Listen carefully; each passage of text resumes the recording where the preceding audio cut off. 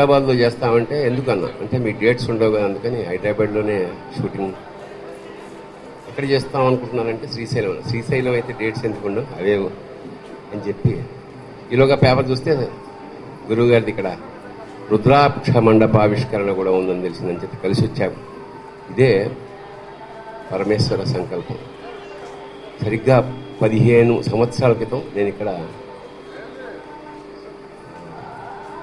ఆటగదరా శివ మా బృందంతో తెచ్చి గానం చేశాను. అందుకని మర్నాడు పొద్దున్నే మాకు అభిషేకానికి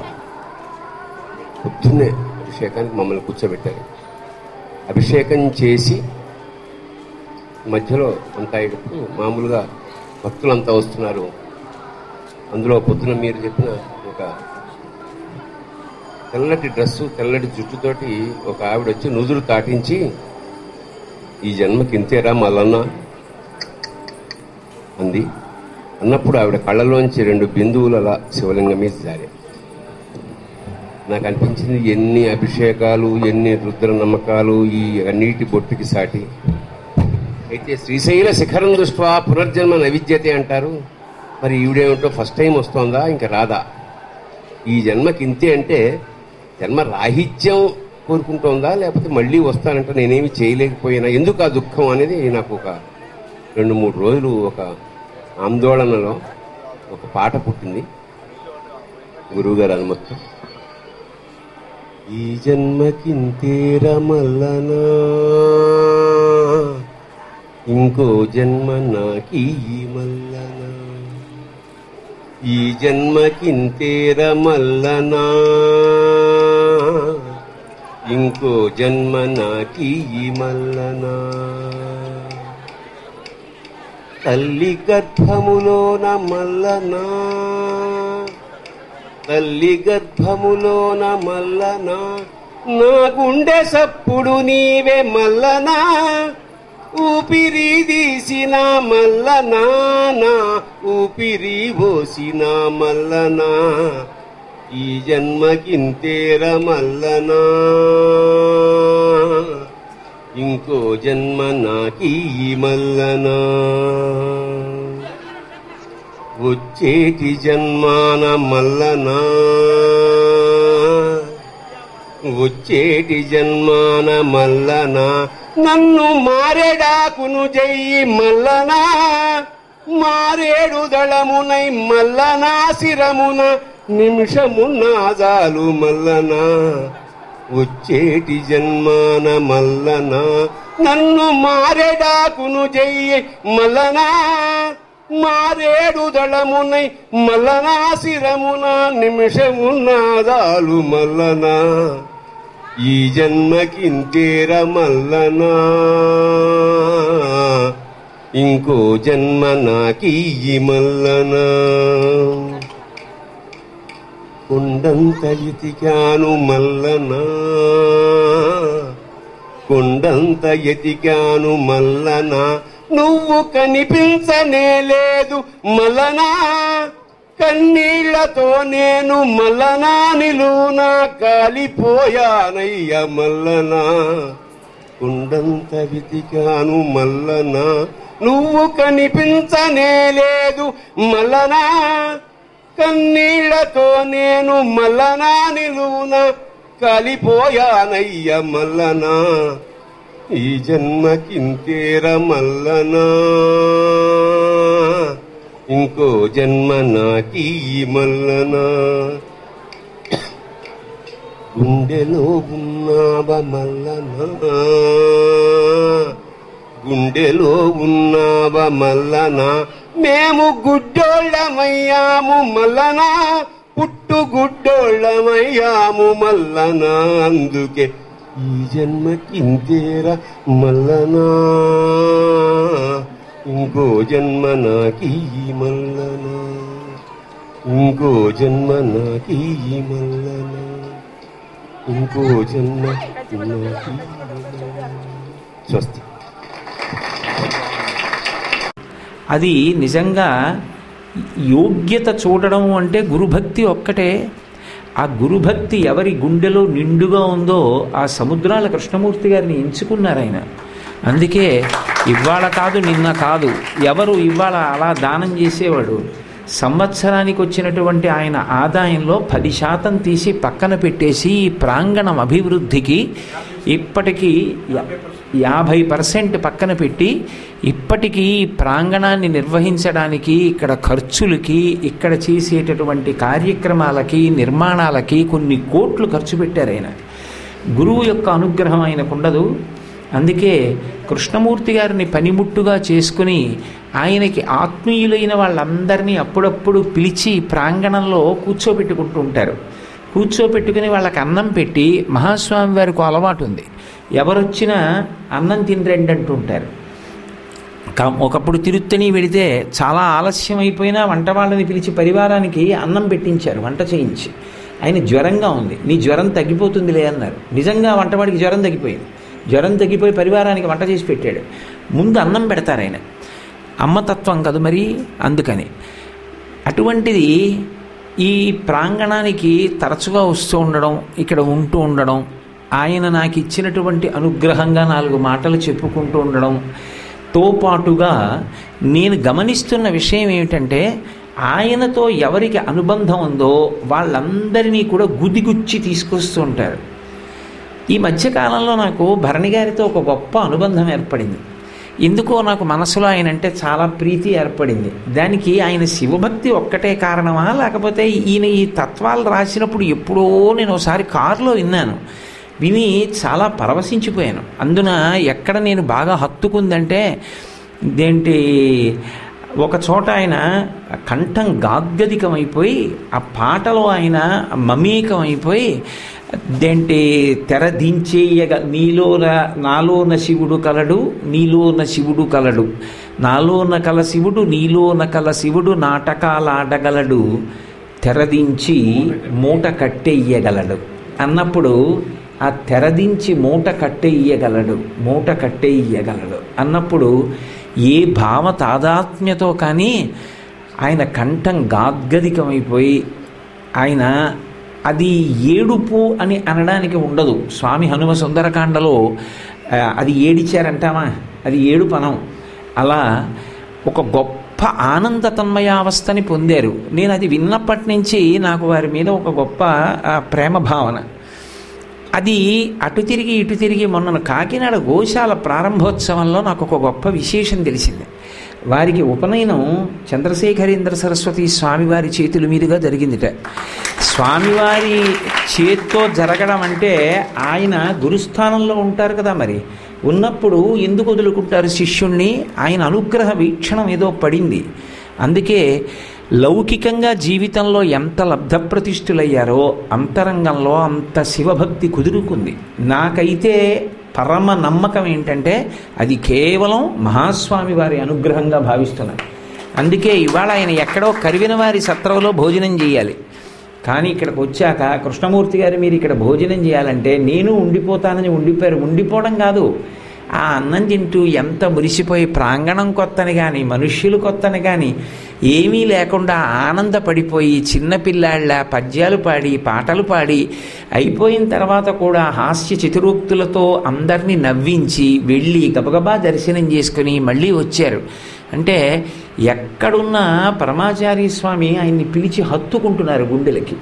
అది చాలా అనుగ్రహం, మనిషికి ఇంకేం కావాలి?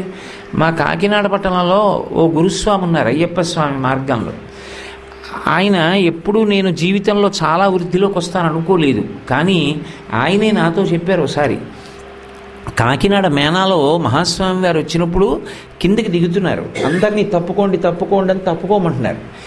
ఈ పిల్లవాడు ఏం చేశాడంటే బ్రహ్మచారి తెలియక అటు తిరిగి ఇటు తిరిగి చేప పిల్లలా జారిపోయి పల్లకీ కింద నుంచి ఇటు వచ్చాడు. ఇటు రావడంలో ఏమిటైందంటే స్వామివారు కాలు కింద పెడుతున్నారు, ఆయన పాదం వెళ్ళి అతని శిరస్సుకు తగిలింది. శిరస్సుకు తగలడం ఏమిటి చూసి దగ్గరికి రమ్మన్నారు. దగ్గరికి రమ్మని నాతో కొన్నాళ్ళు ఉండన్నారు, తనతో కొన్నాళ్ళు తిప్పుకున్నారు. ఇవాళ ఆయన కొన్ని లక్షల మందినే పంపించుంటాడేమో, ఏ నానాజీ గారు, కొన్ని లక్షల మందికి ఇరుముడి కట్టి మాల వేసి ఆయన అయ్యప్ప స్వామి దర్శనానికి పంపించారు. ఆయనకి ఆ శక్తి ఎక్కడి నుంచి వచ్చింది అంటే ఆయనే నాతో తరచుగా చెప్తారు, నాకు ఇవాళ ఈ స్థితి కలిగింది అంటే స్వామివారికి కావాలని తగిలించకపోయినా ఆయన యొక్క పాదం నా తలకి తగిలిందండి, అదే నా యందు ఇలా ఇటువంటి విభూతిగా ప్రకాశించింది అంటుంటారు. అలా భరణి గారు ఇవాళ రావడం మహాస్వామి వారి అనుగ్రహం. నేను అందుకే నా ప్రవచనం మొదలుపెట్టే ముందు ఒక్కసారి ఓ పాట పాడండి అని ఎందుకన్నాను అంటే, మహాస్వామి వారు సంతోషిస్తారు, తన శిష్యుడి హృదయం ఎంత భక్తిమయమైంది అన్నది చూసుకుని ఆయన పరవశిస్తారు, ఆనందిస్తారు. అంతకన్నా ఆయనకి శ్రీరామ రక్ష ఉంటుంది. ఆ రక్ష ఆయనకి కల్పించాలని పాడమన్నాను తప్ప నేను ఆయనలో చలనచిత్ర నటుడిని చూసో లేకపోతే ఏదో ఆయనలో పాట పాడిద్దామనో నా ఉద్దేశ్యం కాదు. ఈ ప్రాంగణం గురువుగారి అనుగ్రహానికి ఆలవాలం.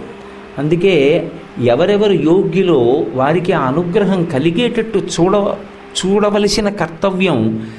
ఆ తత్వంలో కొంత ప్రవేశం ఉన్న వాళ్ళకి కనీసం మర్యాద. అందుకని మిమ్మల్ని పాడమన్నాను తప్ప మీరు ఏదో గురించి రాగానే ఏదో ఇబ్బంది పెట్టడం నా ఉద్దేశ్యం కాదు. చాలా మంచి మాట అన్నారు. మరుజన్మ ఉండాలని కోరుకుంటోంది ఆవిడ అని భావన చేశారు. ఇది చిట్ట చివరి కన్నీటి బిందువులని ఆవిడంది, కానీ మీరు మాత్రం ఆవిడ జన్మరాహిత్యాన్ని అడుగుతోంది అని ప్రతిపాదన చేయలేదు. ఆవిడ మళ్ళీ జన్మ కావాలంటోంది, మారేడు దళం కావాలంటోంది. అంటే ఆవిడ ఇంకా ఎన్నో జన్మలు అడుగుతోంది. మనుష్య జన్మ కన్నా ఇంకా తక్కువ జన్మే అడుగుతోంది ఆవిడ. మారేడు దళం గొప్పది కావచ్చు, కానీ జంతువునాం నరజన్మ దుర్లభం అని శంకర భగవత్పాదులు. అయినా ఆవిడ నరజన్మను అడగలేదు అని మీరు అంటున్నారు. నరజన్మను అడగకుండా మారేడు దళం అవ్వాలని అడిగింది అంటున్నారు. అలా ఉంటుందా శాస్త్రంలో? పునర్జన్మ రాహిత్యం అడుగుతారా, పునర్జన్మ కావాలని అడుగుతారా? మీ నోట యథాతథంగా వచ్చిందా? అది గాంభీర్యాన్ని సంతరించుకున్న యథార్థమైన విషయమేనా? ఇవాళ నా ప్రవచనంలో దాంతోనే మొదలు పెడతాను. శుక్లాంబరధరం విష్ణుం శశివర్ణం చతుర్భుజం ప్రసన్నవదనం ధ్యాయేత్ సర్వవిఘ్నోపశాంతయేత్.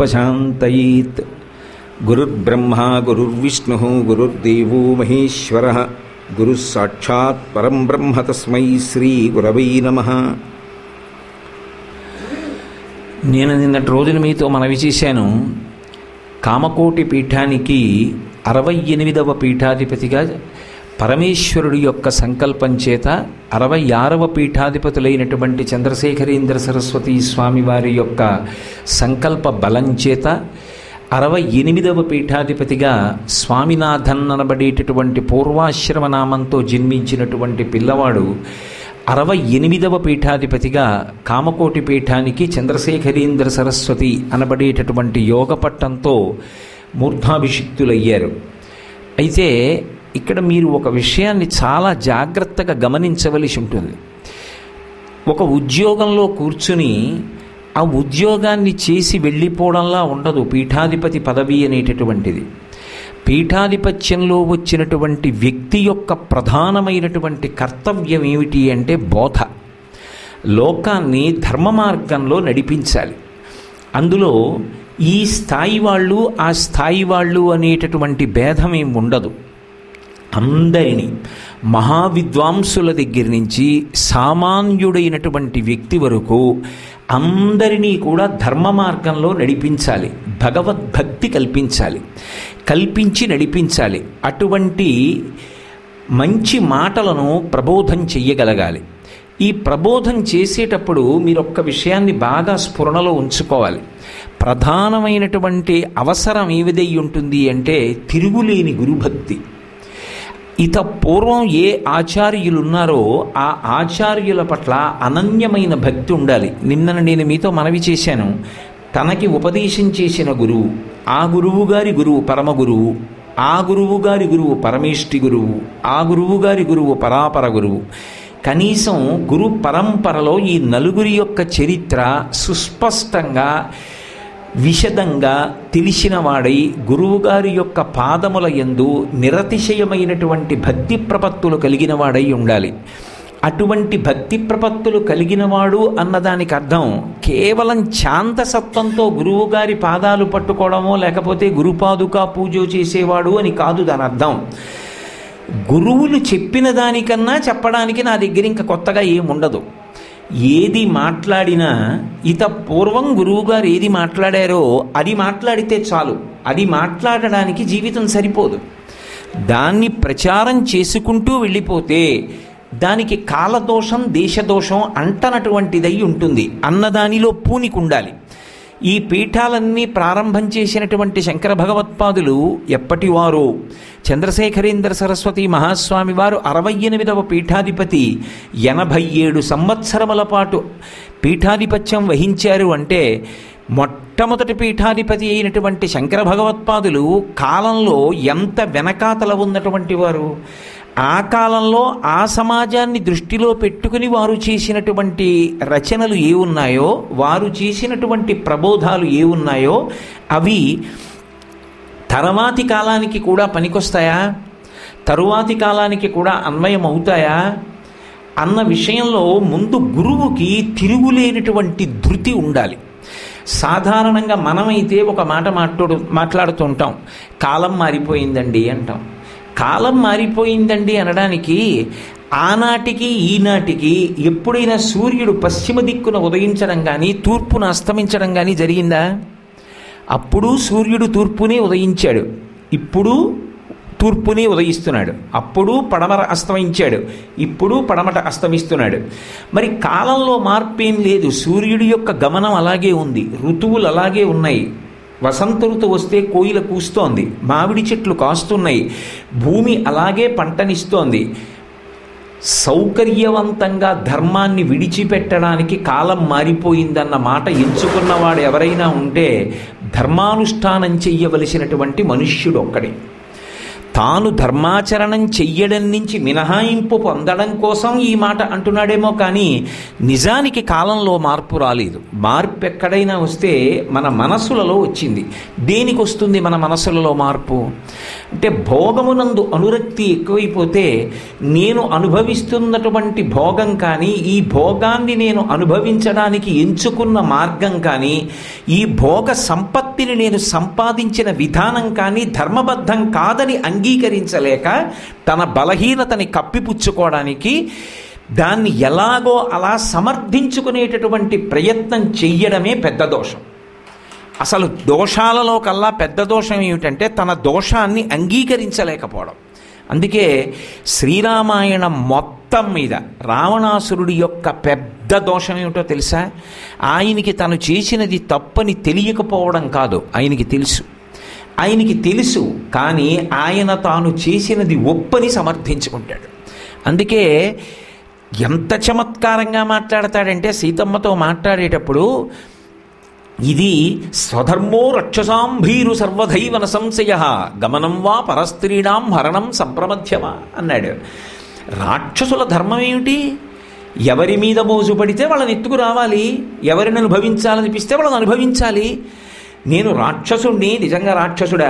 విశ్రవశో బ్రహ్మ యొక్క కుమారుడు, పులశ్చ బ్రహ్మ యొక్క మనవడు, చతుర్ముఖ బ్రహ్మగారికి మునిమనవడు, బ్రహ్మవంశ సంభూతుడు, కానీ రాక్షస నీతి పాటించి బుకాయించాడు.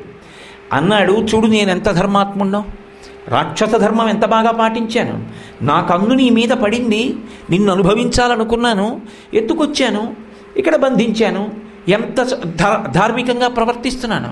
రాముడు ధర్మాత్ముడు అంటావు, నేను కాదా? నేను ధర్మాత్ముడినేగా. తాను చేసింది అధర్మం అని తెలీదా? కానీ తన అధర్మాన్ని అధర్మం కాదని అంగీకరించకుండా బుకాయించడం రావణ ప్రవృత్తి. అది త్రేతాయుగంలో. రావణ కాష్టం రగులుతోందన్న మాటకు అర్థం ఏమిటంటే మనుష్య ప్రవృత్తి యందు ఇది నిగూఢంగా ఎప్పటికీ దేశకాలాలతో సంబంధం లేకుండా ఉండిపోతుంది. తాను ధర్మం తప్పి భోగ సంపత్తిని ఆర్జిస్తాడు, తాను ధర్మం తప్పి భోగాలు అనుభవిస్తాడు, ధర్మం ఒక్క దాన్ని దేనికోసమైనా త్యాగం చేస్తాడు. ఇన్ని భోగాలు అనుభవించడానికి ఏది ప్రధానమైనటువంటి ఉపకరణమో ఆ శరీరం మాత్రం అన్ని వేళలా భోగాలు అంగీకరించడానికి మాత్రం సిద్ధంగా ఉండదు. ఇది కొంతకాలం అయిపోయిన తర్వాత తిరగబడుతుంది, నాకు ఆ భోగం స్వీకరించే ఓపిక లేదంటుంది. అందుకే శంకరులు వాత పెట్టారు ఒక చోట. అందుకే దేశకాలములతో సంబంధం ఉండదు. కాలదోషం పట్టిందన్న మాట అన్వయం అవనిది దేనికి అంటే మహాపురుషులైనటువంటి గురువుల యొక్క మాటలకు. శంకరులు భజగోవిందంలో ఒక మాట అన్నారు, వయసి గతే కక్కామ వికార శుష్కే నీరే కక్కాసార క్షీణే విత్తే కప్పరివారో జ్ఞాతే తత్వే కస్సంసార అన్నారు. చిన్న శ్లోకం, అద్భుతమైన ప్రతిపాదన చేశారు. ఈ శరీరంతో ఇన్ని కామాలు అనుభవిస్తున్నావుగా, కామము అని నేను అన్నప్పుడు కేవలము స్త్రీ పురుష కామం గురించే ప్రస్తావన చేస్తున్నాను అనుకోకండి. దీనితో అనేక కోరికలు తీర్చుకోవడం, అది ధార్మికమా అధార్మికమా విడిచిపెట్టేశాడు. ఏమైనా అంటే కాలం మారిందండి అంటున్నాడు. కాలం ఏం మారలేదు, తాను మారాడు. తనకి భోగముల పట్ల అనురక్తి పెరిగిపోయింది, ధర్మం విడిచిపెట్టాడు, అర్ధకామముల యందు తగులుకున్నాడు.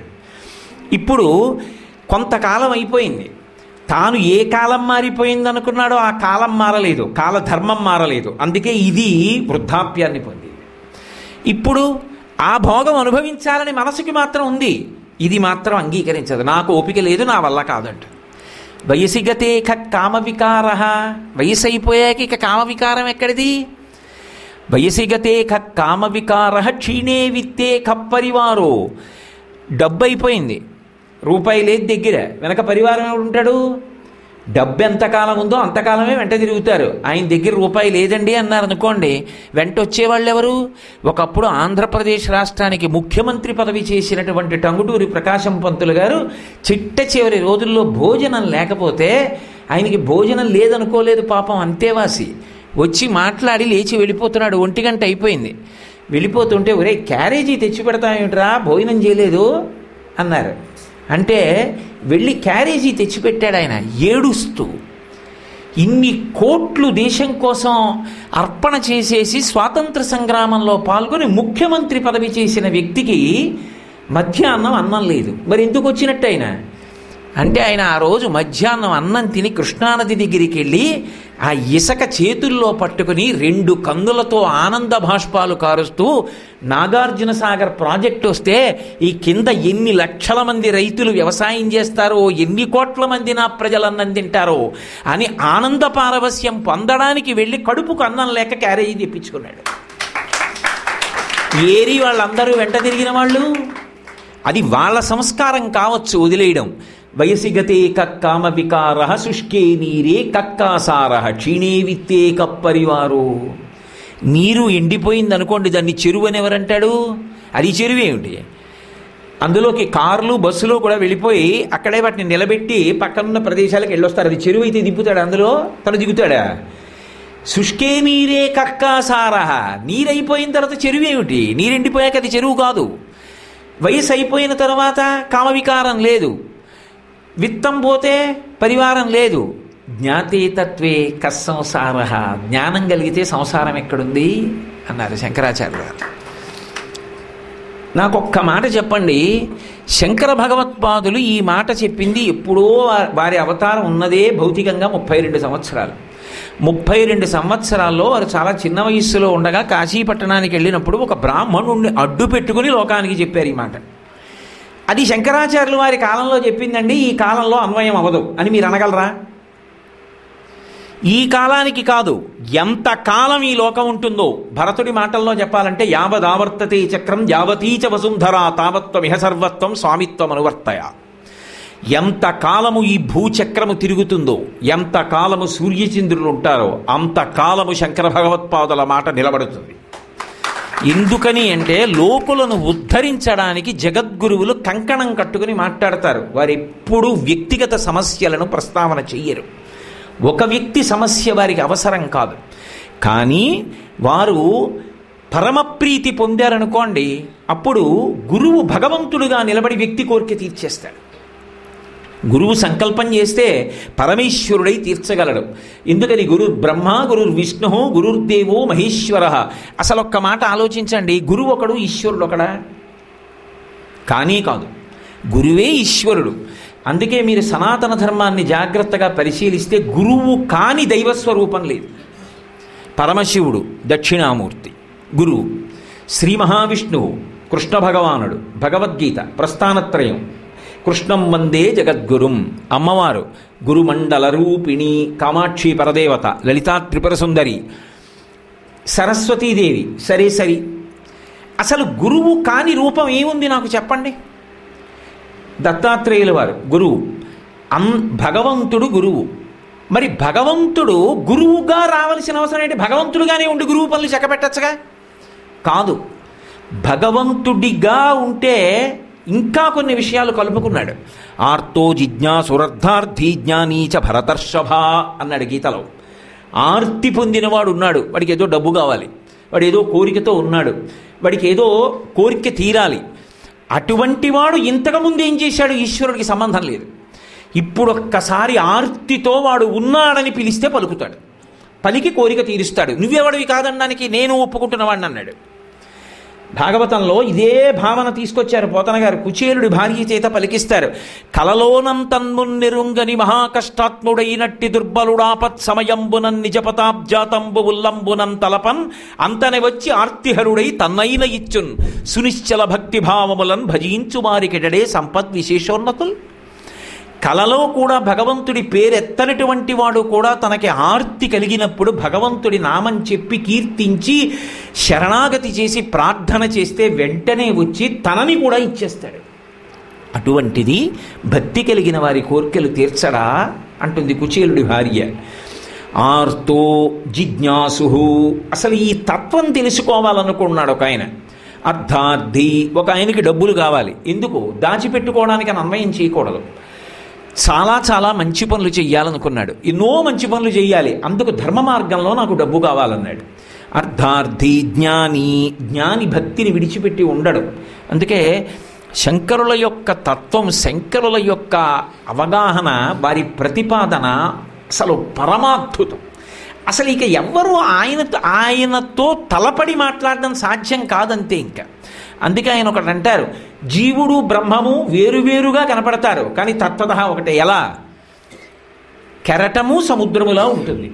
కెరటమునకు అస్తిత్వం ఏది? సముద్రమే. సముద్రములో పుట్టిన నీరే ఒడ్డుకొచ్చినప్పుడు ఒక అల కింద పైకి లేచింది. ఏది? సముద్రంలో నీళ్ళే. ఎక్కడ ప్రయాణించింది? సముద్రంలోనే. ఎక్కడ విరిగిపోయింది? సముద్రంలోనే. ఎక్కడ కలిసిపోయింది? సముద్రంలోనే. అలలు లేని సముద్రం ఉంటుంది లోపలికెడితే ఓడలో, కానీ సముద్రం లేని అల ఉండదు. జీవుడు బ్రహ్మము ఒక్కటే, కానీ సముద్రములోని అల సముద్రము కన్నా భిన్నముగా కనబడినట్టుగా జీవుడు బ్రహ్మం కన్నా భిన్నంగా మాయ చేత కనపడుతున్నాడు. అమ్మ బాబోయ్, ఆయన తత్వ విచారణ చేస్తే హత్తుకునేటట్టు ఎంత గొప్పగా మాట్లాడతారో మహానుభావుడు. కాబట్టి జ్ఞాని చ కూడా, చ అంటే కూడా అంటే జ్ఞాని భక్తిని విడువడు. అంత జ్ఞాని భక్తికి పరవశించిపోతాడు, సమాధిలోకి వెళ్ళిపోతారు. అది విచిత్రం. చంద్రశేఖరేంద్ర సరస్వతి మహాస్వామి వారు ఒక రోజున కామకోటి పీఠానికి ఎవరో వెళ్ళారు. వాళ్ళకి రాగద్వేషాలు ఉండవు, అగ్నిహోత్రంలా ఉంటారు.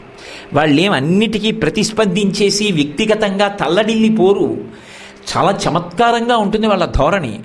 అందుకే మనకు అర్థం కారు కాబట్టే పిచ్చాళ్ళల్లా కనపడతారు. అలాంటి పిచ్చాళ్ళకి పెద్ద పిచ్చాడు పరమశివుడు. అందుకే ఉన్మత్త శేఖరాయ నమః, పిచ్చి వాళ్ళకి పెద్ద పిచ్చాడా అని పేరు ఆయనకి. ఎవరు పిచ్చాడు? ఎవడు నాకు అర్థం కాడో వాడు పిచ్చాడు. నేను తరచుగా చెప్తూ ఉంటాను, మీ సినిమా హాల్లోనే ఓసారి సినిమా చూసి బయటకు వస్తున్నాను. వస్తూ బాగా ఎత్తుగా ఉంటుంది కదూ, అక్కడ నా వెహికల్ జాగ్రత్తగా ఎక్కిస్తున్నాను, ఆగిపోతే వెనక్కి పోతుందని. అక్కడ డ్రైనేజ్ ఉంది, మురుగుడు కాలువ. అక్కడ ఒక వ్యక్తి కూర్చుని మోకాళ్ళ మీద కూర్చుని రెండు మోకాళ్ళ మధ్యలో చెయ్యి పెట్టుకుని మురుగుడు కాలువలో నీరు అక్కడ కింద పడిపోయిన సిగరెట్ పెట్టెలో ఉన్నటువంటి అట్ట తీసి ఉద్ధరణిగా పెట్టి ఇలా పోసుకొని ఓం కేశవాయ స్వాహ అని రెండు మోకాళ్ళ మధ్యలోంచి ఆచమనం చేసి కళ్ళు ముక్కు అన్నీ ముట్టుకుంటున్నాడు. అతను ఎవరో గతంలో గొప్ప కర్మిష్టి, కానీ ఇప్పుడు అర్థం కాడు. మురుగుడు కాలువలో నీరు ఆచమనం ఏమిటి? కాబట్టి నేనేమంటాను, నాకు అర్థం కాడు కాబట్టి పిచ్చాడంటాను కదా. అందుకే రామకృష్ణ పరమహంస పిచ్చాడంటే అలాంటి పిచ్చి నాకు ఎప్పుడు పడుతుందో అన్నారు కొంతమంది. శివుడు ఎవరికి అర్థం అవుతాడు? శివుడు అర్థం అవుతాడా? అర్థం అవడుగా. అర్థం చేసుకోలేని వాళ్ళు పిచ్చాడన్నారు, అర్థం అయిన వాళ్ళు శివుడైపోయారు. అందుకే ఒకప్పుడు పరమాచార్య స్వామి మహాస్వామి వారి దగ్గరికి వెళ్ళారు. వెళ్ళి ఎవరో ఒక అతను అడిగాడు, కొంతమంది దొంగ స్వాములు ఉంటారు లోకంలో, ఆ దొంగ స్వాములు లోకాన్ని మోసం చేసి డబ్బు సంపాదించడం కోసం ఏవో మాటలు మాట్లాడుతుంటారు, అటువంటి వారి గురించి మీ అభిప్రాయం ఏమిటి అని అడిగారు. నోరు మొయ్యి అనలేదు స్వామివారు. చిన్న నవ్వు నవ్వి, విశ్వనాథ సత్యనారాయణ గారని విజయవాడలో ఉన్నారు, వారు ఆకాశానికి నిచ్చెనలని ఒక నవల రాశారు, అది తీసుకుని చదువు అన్నాడు. వాడేం చేశాడంటే ఎక్కడా దొరక్క తిన్నగా విజయవాడ వెళ్ళి విశ్వనాథ సత్యనారాయణ గారి ఇంటికి వెళ్ళాడు. ఇంటికి వెళ్ళి స్వర్గానికి నిచ్చెనలు పుస్తకం కావాలన్నాడు. ఆ నిచ్చెనలు అయిపోయాయి అన్నారు ఆయన కవి కదా మరి. ఆ నిచ్చెనలు అయిపోయాయి అన్నారు. ఆయన అన్నాడు కాదు నాకొక్క నిచ్చెన కావాలన్నాడు. అంటే ఆయన అన్నారు అది మళ్ళీ రావాలి, ఆ నిచ్చెనలు తయారవ్వాలంటే పునర్ముద్రణ అవ్వాలి, ఇప్పుడు లేవు అవి చెప్తున్నాను కదా అన్నారు. అంటే ఆయన అన్నారు అలాగా, కామకోటి వెడితే మహాస్వామి వారు ఆ పుస్తకం చదవమన్నారే మీ పేరు చెప్పి అన్నాడు. ఆయన ఆనంద భాష్పాలు కారిపోయాయి. అది నవల. ఆకాశానికి నిచ్చెనలు పుస్తకం చదవమని పరమాచార్య స్వామి చెప్పారా? ఒకే ఒక్కటి పునర్ముద్రణ కోసం దాచానని లోపలికి వెళ్ళి తీసుకొచ్చి ఆ పుస్తకం ఇచ్చారు. ఇచ్చి అంతేవాసిని పిలిచి చూడవయ్యా, ఆయన చదవాలా, భావనామాత్రం చేత ఆ పుస్తకాన్ని తెలుసుకున్నారు. తెలుసుకుని ఆ పుస్తకం చదవమని చెప్పారు అని ప్రయత్నపూర్వకంగా మహాస్వామి వారు వచ్చినప్పుడు వెళ్ళారు విశ్వనాథ సత్యనారాయణ గారు. వెళ్ళి చొక్కా అవి విప్పేసి బయట చిలక్కోయికి తగిలించేసి ఉత్తరయ్యం తీసి నడుము కట్టుకుని మహాస్వామి వారి దగ్గరికి వెళ్ళి త్రిపుర సుందరి అమ్మవారి మీద కొన్ని శ్లోకాలు రాశానంటే అవధరించాలన్నారు, చెప్పమన్నారు. ఆయన చెప్తున్నారు, మహాస్వామి కళ్ళు మూసుకున్నారు. ఇలా అనలేదు, ఇలా అనలేదు, ఏమీ అనలేదు, ఇలా కూడా అనలేదు, ఇలా విన్నారు, కళ్ళు విప్పలేదు. ఓహో ఆయనకి నచ్చలేదులా ఉంది. ఒకప్పుడు స్వర్గానికి నిచ్చెనలు బాగుందని కితాబు నిచ్చినట్టేగా, ఈ శ్లోకాలు నచ్చలేదు. ఏదైనా ప్రసాదం. లోకులు నంగని మెచ్చని ఎలుగని లోన నిందింపని చీకాకున్బడని మహాత్ముడనని జైలొగ్గని మూకీభావమునంతెట్టని త్రోయని నీ కారుణ్యము కలిగి ఉండినను అంతే చాలునో శంకర. వెళ్ళిపోయారు. వెళ్ళిపోతుంటే మహాస్వామి వారు కళ్ళు విప్పి పిలిచారు, ఇలా రమ్మనండి సత్యనారాయణ గారిని. గబగబా వెళ్ళి కూర్చున్నారు. సత్యనారాయణ గారు మీ శ్లోకాలు నేను వినలేదనుకుంటున్నారా? మీ శ్లోకాలు వింటున్నప్పుడు నేను సమాధిలోకి వెళ్ళిపోయానండి అన్నారు. అంటే భక్తి జ్ఞానాన్ని విడిచిపెట్టి ఉండదు. ఏ వస్తువుని స్మరించిందో ఆ వస్తువులోకి జారిపోయి అది అయిపోతూ ఉంటుంది. అప్పుడు ఇక మాట ఉండదు, చాలా ఆలస్యం అయిపోతుంది. మళ్ళీ బహిర్ముఖులై మళ్ళీ మాట్లాడుతూ ఉండాలి. అదిగో ఆ స్థితి కోసం సాధన. కాబట్టి ఇప్పుడు జ్ఞాని భక్తిని విడిచిపెట్టి ఉంటాడా? వెనక్కి రండి. జ్ఞానీచ అందుకంటున్నాడు కృష్ణ భగవానుడు, జ్ఞాని కూడా భక్తిని ఆశ్రయిస్తాడు, వాళ్ళు నన్ను ఆశ్రయిస్తారన్నాడు పరమేశ్వరుడు.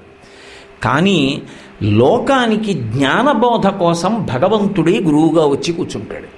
కూర్చున్నప్పుడు ఆయన భగవంతుడే, ఆయన కోర్కెలు కూడా తీర్చగలడు గురువు. కానీ ఆయన ప్రధానమైన ఆర్తి ఏమిటంటే లోకానికి జ్ఞానబోధ చెయ్యాలన్నది ఆయన తాపత్రయం. అంటే దాని ఉద్దేశ్యం ఆయన కోరికలు తీర్చలేడని కాదు, కానీ అంతకన్నా అవతారంగా గురువుగా ఇష్టం ఏమిటి అంటే లోకానికి జ్ఞానాన్ని బోధించడం. అయినప్పుడు మీరొక్కటి ఆలోచించండి, శంకర భగవత్పాదులుగా పరమశివుడే ఈ లోకానికి వచ్చి 32 సంవత్సరములు ఈ భూమండలం మీద నడయాడినప్పుడు వారు పలికినటువంటి పలుకులు ఏవి ఉన్నాయో అది మహాసముద్రం. పైగా అయిపోతుందన్న మాట లేదు, అది జీవగంగ. ఎంత తాగినా కొత్త భావాలు అందులోంచి పుట్టుకొస్తూనే ఉంటాయి. ఒక్క శ్లోకాన్ని తీసుకుంటే అందులోకి రామాయణ భారత భాగవతాలన్నీ వచ్చేస్తాయి. వచ్చినప్పుడు ఎంతమంది గురువులు రానివ్వండి ఆ విషయాలే బోధ చేస్తూ ఉంటారు. నాకు ముందు 67 మంది శంకరాచార్యులు వారు చెప్పినవి చెప్పారు, ఇప్పుడు నేను శంకరాచార్యులు వారు చెప్పినవి చెప్పడం ఎందుకు, నా సొంతంగా నేను కొన్ని రచన చేసి చెప్తానని అనరు. ఎందుకనరో తెలుసా? మొట్టమొదట వారు ఎవరి పాదములు పట్టుకుని ఉంటారంటే జగద్గురువుల పాదం పట్టుకుంటారు, శంకరాచార్యుల వారి పాదాలు పట్టుకుంటారు. నిన్న మీకు చెప్పాను కదా, ఏది చేస్తున్నా శంకరాచార్యుల వారిని దృష్టిలో పెట్టుకుంటారు. అందుకే భగవత్పాద దేశిక అని పేరు ఆయనకి. మనం చూడండి పొద్దున్న తోటకాష్టకం చేసినప్పుడు భవశంకర దేశికమే శరణం అంటుంటారు చివర. దేశికుడు అన్న మాటకు అర్థం ఏమిటంటే దిశానిర్దేశము చెయ్యువాడు. ప్రయాణం కాదు ప్రధానం, ఎటు ప్రయాణం అన్నది లక్ష్యాన్ని చేరడానికి ప్రధానం. కాశీ వెళ్ళాలి అంటే ఏదో దిక్కు పట్టుకెళ్ళిపోతే వెళ్ళడు, ఎటు వెడితే ప్రయాణం చేస్తే వెళ్ళాలో తెలుసుకున్నవాడు కాశీ చేరుకుంటాడు. ఎటు ప్రయాణం చేస్తే ఎలా ప్రయాణం చేస్తే భగవంతుణ్ణి చేరుకుంటావో దిశ చెప్పగలిగిన వాడెవరో వాడు దేశికుడు. భవశంకర దేశికమే శరణం. శంకరుల పాదములకు శరణాగతి చేస్తున్నారు. వారు కరుణావరుణాలయ పాలయమాం, వారు కరుణాసముద్రులు. నా చేతకానితనాన్ని చూసి వారు దయతో నన్ను ఆ మార్గం వైపుకి తిప్పుతారు, నాకు పరిణితినిస్తారు.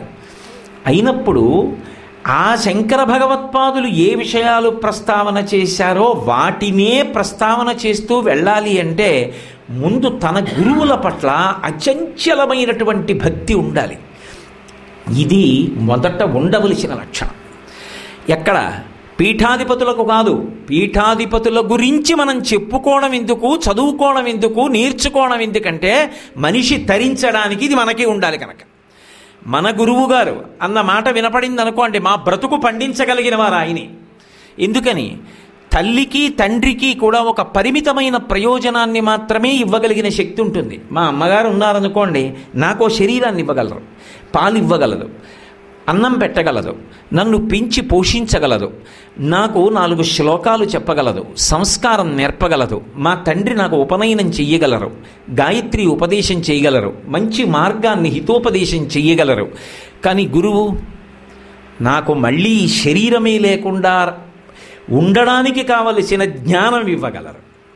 లోకంలో ఏ తల్లి తండ్రిదైన ఆస్తి వాళ్ళు సంకల్పం చేయకపోయినా పిల్లలకెడుతుంది. గురువుగారి ఆస్తి కడుపున పుట్టిన బిడ్డలకెళ్ళదు, ఆయన్ని నమ్ముకున్న శిష్యులకెడుతుంది. కడుపున పుట్టాడు కదా అని ఆయన జ్ఞానం బిడ్డలకెడుతుందా? ఆయనని ఎవడు నమ్ముకున్నాడో వాడికి వెళ్ళిపోతుంది. అందుకే గురువు నిస్వార్థపరుడు, మహాత్యాగి. అసలు ఆ గురువు పేరెత్తేటప్పటికి ఆనందతన్మయత్వం రావాలి.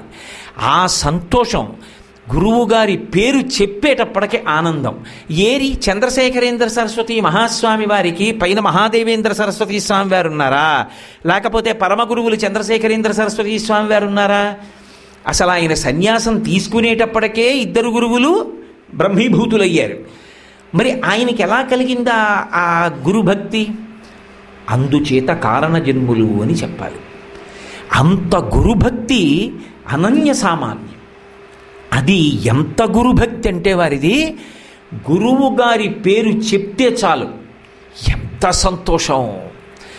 అసలు గురువుగారి పేరు శంకరాచార్యులు వారి పేరు చెప్పడం కాదండి, గురుతత్వంలో ఒక కణిక ప్రకాశించిందనుకోండి ఎవరైనా ఒక్కరి యందు, ఆయన పొంగిపోయేవారు. మీకు నేను ఒక ఉదాహరణ చెప్తాను. ఒకప్పుడు ఆయన కామకోటిలో వేద పాఠశాల దగ్గర అరుగు మీద కూర్చుని ఉన్నారు. కొంతమంది పిల్లలు ఆడుకుంటున్నారు, వేద విద్యార్థులు. ఆయన 2 పిల్లల్ని పిలిచారు, ఆడుకుంటున్న వాళ్ళని పిలిచి, ఏరా మీరు ఇంకా ఆడుకుంటున్నారు, ఈ పాటికి మీకు అధ్యాపకుడు వచ్చి పాఠం మొదలు పెట్టాలిగా, మీ అధ్యాపకుడు రాలేదా అని అడిగారు. ఓ పిల్లవాడు అన్నాడు, మా అధ్యాపకుడు రాలేదండి, అందుకే ఆడుకుంటున్నాం అన్నాడు. రెండో పిల్లవాడు అన్నాడు, మా అధ్యాపకుడు వచ్చారండి, పాఠం చెప్తున్నారు, మేమే తరగతి గది నుంచి బయటికి వచ్చేసి ఈ ఆటల మీద ఉన్న అనురక్తితో ఆడుకుంటున్నాం, దోషం మాదండి అన్నాడు. ఆయన తెల్లబోయారు. ఒక పిల్లవాడు ఒకలా చెప్తున్నాడు, ఒక పిల్లవాడు ఒకలా చెప్తున్నాడు. ఆయన వెంటనే ఒక అంతేవాసిని పిలిచి, వీళ్ళ అధ్యాపకుడు వచ్చాడు ఆ పాఠశాలలో, చూసి రమ్మన్నారు. వెళ్ళొచ్చాడు. వెళ్ళొచ్చి, వీళ్ళ అధ్యాపకుడు రాలేదండి పాఠం చెప్పడానికి అన్నాడు. ఓ మరి ఎందుకురా అబద్ధం చెప్పావు అన్నాడు. ఆ పిల్లవాడు అన్నాడు, మీరు జగద్గురువులు, మీ దగ్గర మా అధ్యాపకుడు రాలేదు అన్న మాట చెప్పి మా గురువుగారు కించిత్ దోషం చేశారన్న విషయాన్ని మీరు అడిగినా సరే ఆ మాట చెప్పి పాపం మూట కట్టుకోవడం కన్నా తప్పు నా మీద వేసుకుని మా గురువుగారు వచ్చారన్న అబద్ధం చెప్పడం మా గురువుగారి గౌరవాన్ని నిలబెట్టడం అవుతుంది కనుక నేను అబద్ధం చెప్పానన్నాడు. వీడురా గురుభక్తి అర్థమైన వాడు, వీడు వృద్ధిలోకి వస్తాడన్నారు మహాస్వామి. తనకి కాదు భక్తి ఉండడం, ఎక్కడ గురుభక్తి ఉన్నదో అది పిల్లవాడవనివ్వండి అంత సంతోషించారు. అది ప్రధాన లక్షణం. అది మనం నేర్చుకోవాలి. అందుకు వారి గురించి చెప్పుకోవడం, అందుకు వారికి రుద్రాక్ష మంటపం కట్టడం, అందుకు ఈ ప్రాంగణాన్ని కంటిని రెప్ప కాపాడుకున్నట్టు కాపాడుకోవడం, అందుకు వారి జీవిత చరిత్ర చెప్పుకోవడం. అంతేగాని మహాస్వామి వారి గురించి చెప్పుకుంటే ఏం వస్తుంది అంటే, మహాస్వామి వారి గురించి చెప్పుకుంటే పుణ్యం వస్తుంది అన్నది చాలా లీకి మాట ఏమో అని నేను అనుకుంటున్నాను. అది గురువుల చరిత్రకు ప్రధానమవుతుందా? కాదు. వారి గురించినటువంటి మాటలు, వారు చెప్పినటువంటి మాటలు ప్రధానములు దేనికవుతాయంటే మన జీవితాల్ని బాగు చేస్తాయి.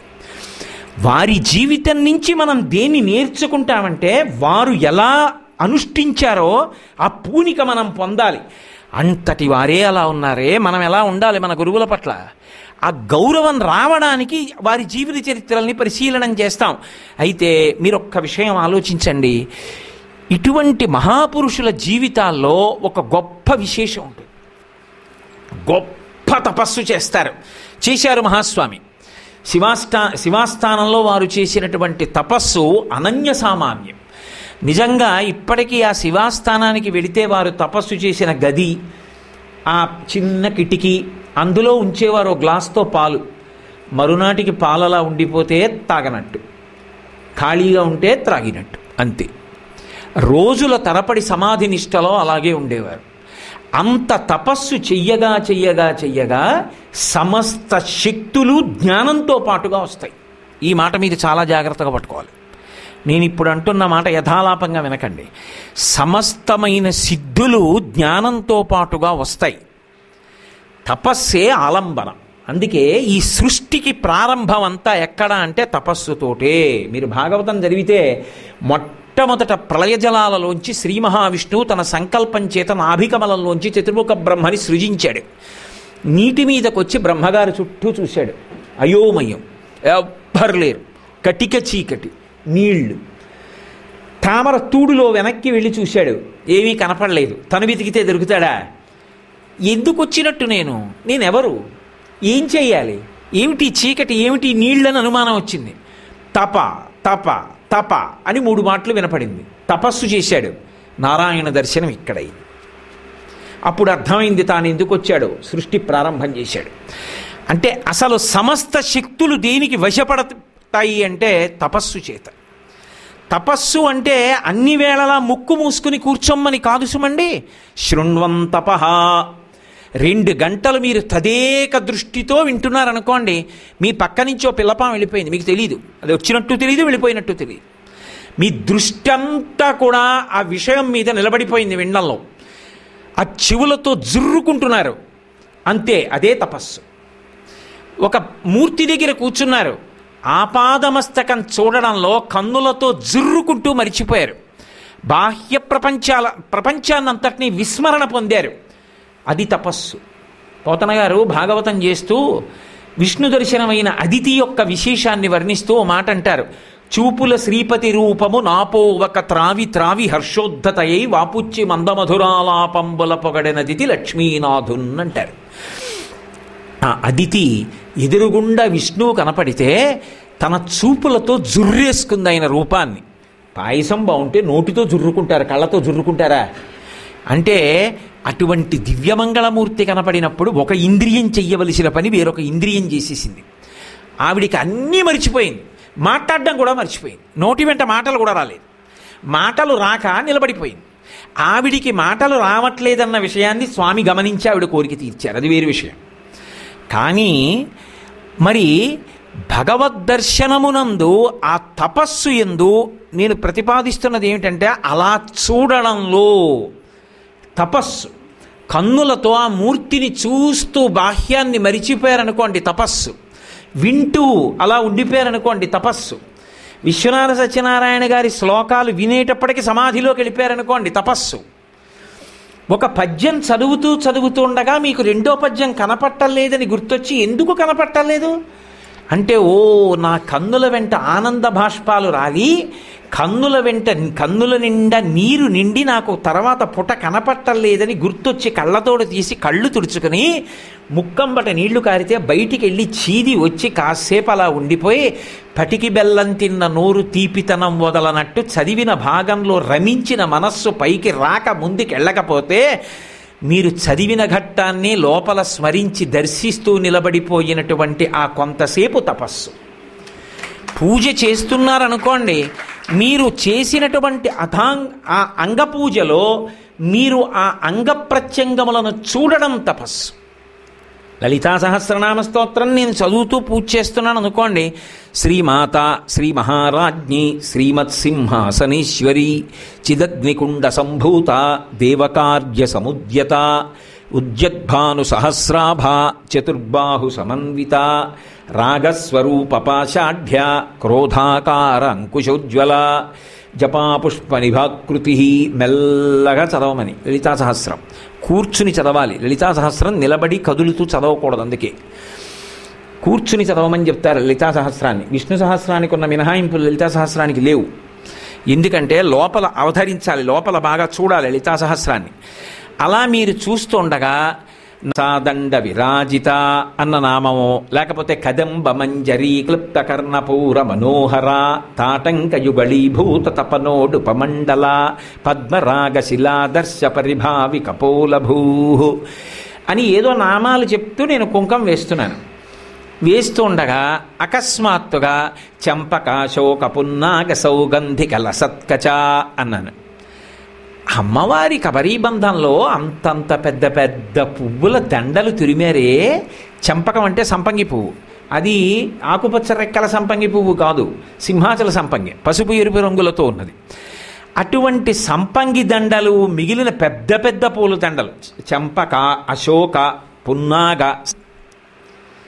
చిన్న కొప్పు అనుకోండి, ఆ చిన్న కొప్పు ఉన్న వాళ్ళకి చామంతి పూలు దండిస్తే ఎక్కడ పడుతుందండి, జాజి పూలు ఉన్నాయా అంటారు. చిన్న జాజి పూలు దండిస్తే కొప్పులో పెట్టుకోవాలి. పెద్ద కబరీబంధం ఉంటే ఆవిడది ఎంత పెద్ద కబరీబంధం అంటే పోతన గారు అన్నారు భాగవతంలో, నటభుజ ధమ్మిల్ల బంధమ్ముతో అన్నారు. ఆవిడ నడిస్తేట ఇలా ఇలా తగిలితేట ఇటు ఇటు కొప్పు ఊగుతుందిట తగిలి, అంత కొప్పు ఉంటుంది ఆవిడకి, అంత పెద్ద కొప్పు. నేను ఆ నామం చెప్పగానే నాకు అమ్మవారి కొప్పు జ్ఞాపకానికి వచ్చి చంపకాశోక పున్నాగ సౌగంధిక లసత్కచ అని కుంకం పట్టుకున్నవాడిని అలాగే పట్టుకుని ఆ పూలదండలు, ఆవిడ కొప్పు, సువాసనలు, శంకరుల శ్లోకాలు, నల్లటి జుత్తు, నొక్కు నొక్కుల జుత్తు, నల్ల తుమ్మెదల బారు లాంటి జుత్తు, సువాసనలతో ఉన్న జుత్తు, ఆ కబరీబంధాన్ని ఆలోచిస్తూ అదే అంటున్నాను. చంపకాశోక పున్నాగలో సౌగంధిక లసత్కచ, చంపకాశోక పున్నాగ సౌగంధిక లసత్కచ అంటున్నాను. మా ఆవిడ ఎందుకో అటువైపు వచ్చి చూసి, ఏమిటి మర్చిపోయారా ఏమిటినని తలుపు దగ్గరికి వచ్చి కురువిందమణి శ్రేణి కనత్కోటి ఇరమండిత అంది. పాడు చేసేసావే పూజ అన్నాను. నామం రాక కాదు, ఈ నామాన్ని అనుభవించడంలో తరువాత నామాన్ని మనస్సు స్మరించలేదు, లయమైపోయింది ఆ నామంలో. అది తపస్సు. అలా తపస్సు అన్న మాటకు అర్థం ఏమిటంటే అన్ని వేళలా శ్రీశైల శృంగ కుహరేషుకదోపలప్సే గాత్రం యదా మమలతా పరివిష్టయంతి అని నేను నిర్ధారణ చేయలేను. అది చాలా చిట్ట చివరి స్థాయిలో. ప్రారంభంలో అలా నిలబడగలగాలి కదూ ధ్యానంలో, అలా మనసు లయమైపోతూ ఉండాలి కదూ. అటువంటి తపస్సు ఎటువంటి శక్తిని సంతరించుకోవడానికైనా సాధనం. ఆ తపస్సు చేత రానిది లేనిది లోకంలో ఉండదు. మీరు బాహ్యంలో ఎన్ని చదువుకున్నారన్న దాని వల్ల రాదు, నేను ఎన్ని పుస్తకాలు చదువుకున్నాను అన్నదాని వల్ల స్ఫురణశక్తి ఉండదు, నేను ఎన్ని చదువుకున్నాను అన్నదాని చేత నా అనుష్ఠాన బలం ఉండదు. చదువుకోవడం ఒకెత్తు, అనుష్ఠాన పర్యంతంలోకి రావడం ఒకెత్తు. అందుకే అమరకోశం ధర్మం అంటే చదువుకోవడం అని చెప్పలేదు, ధ్రియతేవా జనైరితి ధర్మం అంది. చదువుకున్న దాన్ని అనుష్ఠిస్తే ధర్మం. సంధ్యావందనం చెయ్యాలని తెలియడం ధర్మం కాదు, ఎట్టి పరిస్థితుల్లో చేయడం ధర్మం కాదు. కలిసి వస్తే ఆచరిస్తే ధర్మం ఎందుకు అవుతుందండి? ఎదురు తిరిగినప్పుడు కాలం ఆచరిస్తే ధర్మం అవుతుంది. అది ధర్మం అంటే. కాబట్టి అదిగో అటువంటి తపస్సు చేసిన వారికి ఏది వశం కాదు, అన్నీ వశం అవుతాయి. ఏవి వశం అవుతాయి అంటే దక్షిణామూర్తి స్తోత్రంలో శంకరాచార్యులు వారే అన్నారు. ఇందాక పిల్లకాయలు చదివారే, చిట్ట చివర ఆ దక్షిణామూర్తి శ్లోకం గురించి చెప్తూ మాట అన్నారు. భూరంభాంస్యనలో మాంసు పుమాన్ ఇత్యాభాతి చరాచరాత్మకమిదం యస్యైవ మూర్త్యష్టకం నాణ్యకించన విద్యతే వృషతాం యస్మాత్ పరస్మాత్ విభో తస్మై శ్రీ గురుమూర్తయే నమయిదం శ్రీ దక్షిణామూర్తయే సర్వాత్మత్వమితి స్ఫుటీకృతమిదం యస్మాదముష్మిన్స్తవే తేనాశ్వశ్రవణాత్ తదర్థమననాధ్యానాచ్చ సంకీర్తనాత్ సర్వాత్మత్వమహావిభూతి సహితం స్వాదీశ్వరత్వం స్వతః సిద్ధ్యేత్తత్ పునరష్టదా పరిణతం చైశ్వర్యమవ్యాహతం అన్నారు. ఈ దక్షిణామూర్తి స్తోత్రాన్ని నియమంగా మనసు నిలిపి ఎవడు చేస్తున్నాడో అంటే తపస్సుగా వాడికి ఏమొస్తుంది అంటే సర్వాత్మత్వమితి, అంతటా ఈశ్వరుణ్ణి చూసి ఉన్నది ఒక్కటే పరబ్రహ్మమని తెలుసుకుని అనుభవంలోకి తెచ్చుకోగలిగిన లక్షణం వస్తుంది. అది అనుభూతి, అది అద్వైతం. అద్వైతం అంటే సిద్ధాంతం కాదు, అనుభవంలోకి వస్తే అద్వైతం. అద్వైతానుభూతి మోక్షం, జీవన్ముక్తి అంటారు. అదిగో ఆ జీవన్ముక్తి అద్వైత సిద్ధాంతంలో శరీరం పోయిన తర్వాత ఎప్పుడో చచ్చిపోయిన తర్వాత వచ్చేది కాదు మోక్షం, ఇక్కడ ఉండగానే వస్తుంది. అందుకే రెండుగా చెప్తారు, జీవన్ముక్తి విదేహముక్తి అని. జీవన్ముక్తి అంటే శరీరంతో ఉంటాడు, కానీ ఈ శరీరం నేను కాను, ఆత్మ నేను అనుభూతితో ఉంటాడు. అప్పుడు దానివల్ల ఏమవుతుందంటే అన్ని ప్రాణుల పట్ల గొప్ప దయ కలిగి ఉంటారు. అది వచ్చేస్తుంది అంతే. ఒకప్పుడు చంద్రశేఖరేంద్ర సరస్వతి మహాస్వామి వారు ఓ పాటలో ఉన్నారు, మట్టి గోడ ఆనుకుని కూర్చున్నారు. తరచుగా సమాధిలోకి వెళ్ళిపోతుండేవారు ఆయన. ఏదో భావం వచ్చింది, సమాధిలోకి వెళ్ళిపోయారు. ఆ గోడ నిండా చెదపురుగులు ఉన్నాయి. అవన్నీ ఏం చేశాయంటే ఆయన వీపులోకి ఎక్కి కన్నాలు పెట్టి మెల్లిగా దిగి కరుస్తున్నాయి, రక్తం పీలుస్తున్నాయి. కాసేపటికి బహిర్ముఖులయ్యారు. వీపంతా మండిపోతోంది. శిష్యుణ్ణి పిలిచారు, ఏరా ఈ వీపు ఏం కొరుకుతున్నాయని అడిగారు. చెదపురుగులు కొరుకుతున్నాయి స్వామి. కంగారు పడిపోయాడు. ఇలా చూశారు, గోడ నిండా చెదపురుగులు ఉన్నాయి. ఆయన అన్నారు, కంగారు పడకు, వెళ్ళి శ్రావణం పట్టుకురా ఎక్కడైనా, అవి చచ్చిపోకుండా ఒక్కొక్కదాన్ని తీసి ఓ చిన్న కాగితంలో వేసి దూరంగా వదిలి. అంటే అప్పటి వరకు పర్వాలేదు, ఏమవదు, ఈ శరీరం ఆ శరీరం వేరు కాదు, చంపే కుసుమ, శ్రావణంతో నీపాదకమల సేవయు నీపాదార్చకులతోడి నెయ్యము నితాంతాపారభూతదయయు తపసమందార నాకు దయసేయగదే. చిన్న పద్యం అవచ్చు, అనుభవంలోకి రావాలంటే నితాంతాపారభూతదయు శ్రీశైలంలో పొద్దున్న హారతిస్తే చెప్తారు. అది మహాస్వామి అంటే. ఇప్పుడు నాకు చెప్పండి, అది అందుకునే స్థాయి అసలు అవన్నీ ఎక్కడి నుంచి వస్తాయి? ఒక్కొక్కటి అలవాటు చేసుకుంటే రావు. అలా అలవాటు చేసుకుంటే వస్తే చెదపురుగులు కరిచేటప్పటికీ ఒరే కొట్టేయరా అని ఉత్తరీయంతో ఇలా ఇలా రాసుకుంటాడు. అది ఆ స్థాయిలో ఎప్పుడు నిలబడతారు వారు. శరీరము నేను కాదని నిలబడతారు వారు, జీవన్ముక్తులు. ఒకనాడు రమణ మహర్షి మాటల్లో చెప్పాలంటే, బియ్యం బస్తాని కూలికెత్తుకొచ్చిన వాడు ఎప్పుడు దింపేద్దామా అని ఎదురు చూసినట్టుగా ఈ శరీరాన్ని అమ్మయ్య కాలం వచ్చిందని వదిలేస్తాడు. తనంత తాను చంపకూడదు, అది పడిపోయే సమయం వచ్చిందో వదిలేస్తాడు. అప్పుడు విదేహముక్తి. అంతటా నిండిపోయి ఉంటారు అతను. కాబట్టి అటువంటి జీవన్ముక్త స్థితి పొందినటువంటి మహాపురుషులు. అందుకే ఒకసారి పరమాచార్య స్వామి వారు ఒక అద్భుతమైన మాట అన్నారు. ఎవరో పక్కన అంతేవాసులు నిలబడి ఉండగా ఆయన అన్నారు, మహాదేవేంద్ర సరస్వతి స్వామి వారి గురించి ప్రస్తావన వచ్చింది. 8 రోజులే కదా వారు పీఠాధిపత్యం చేశారు, మరి పాపం పట్టాభిషేకం కూడా అవ్వలేదు అసలు ఆయనకి, అంత మంచివారు.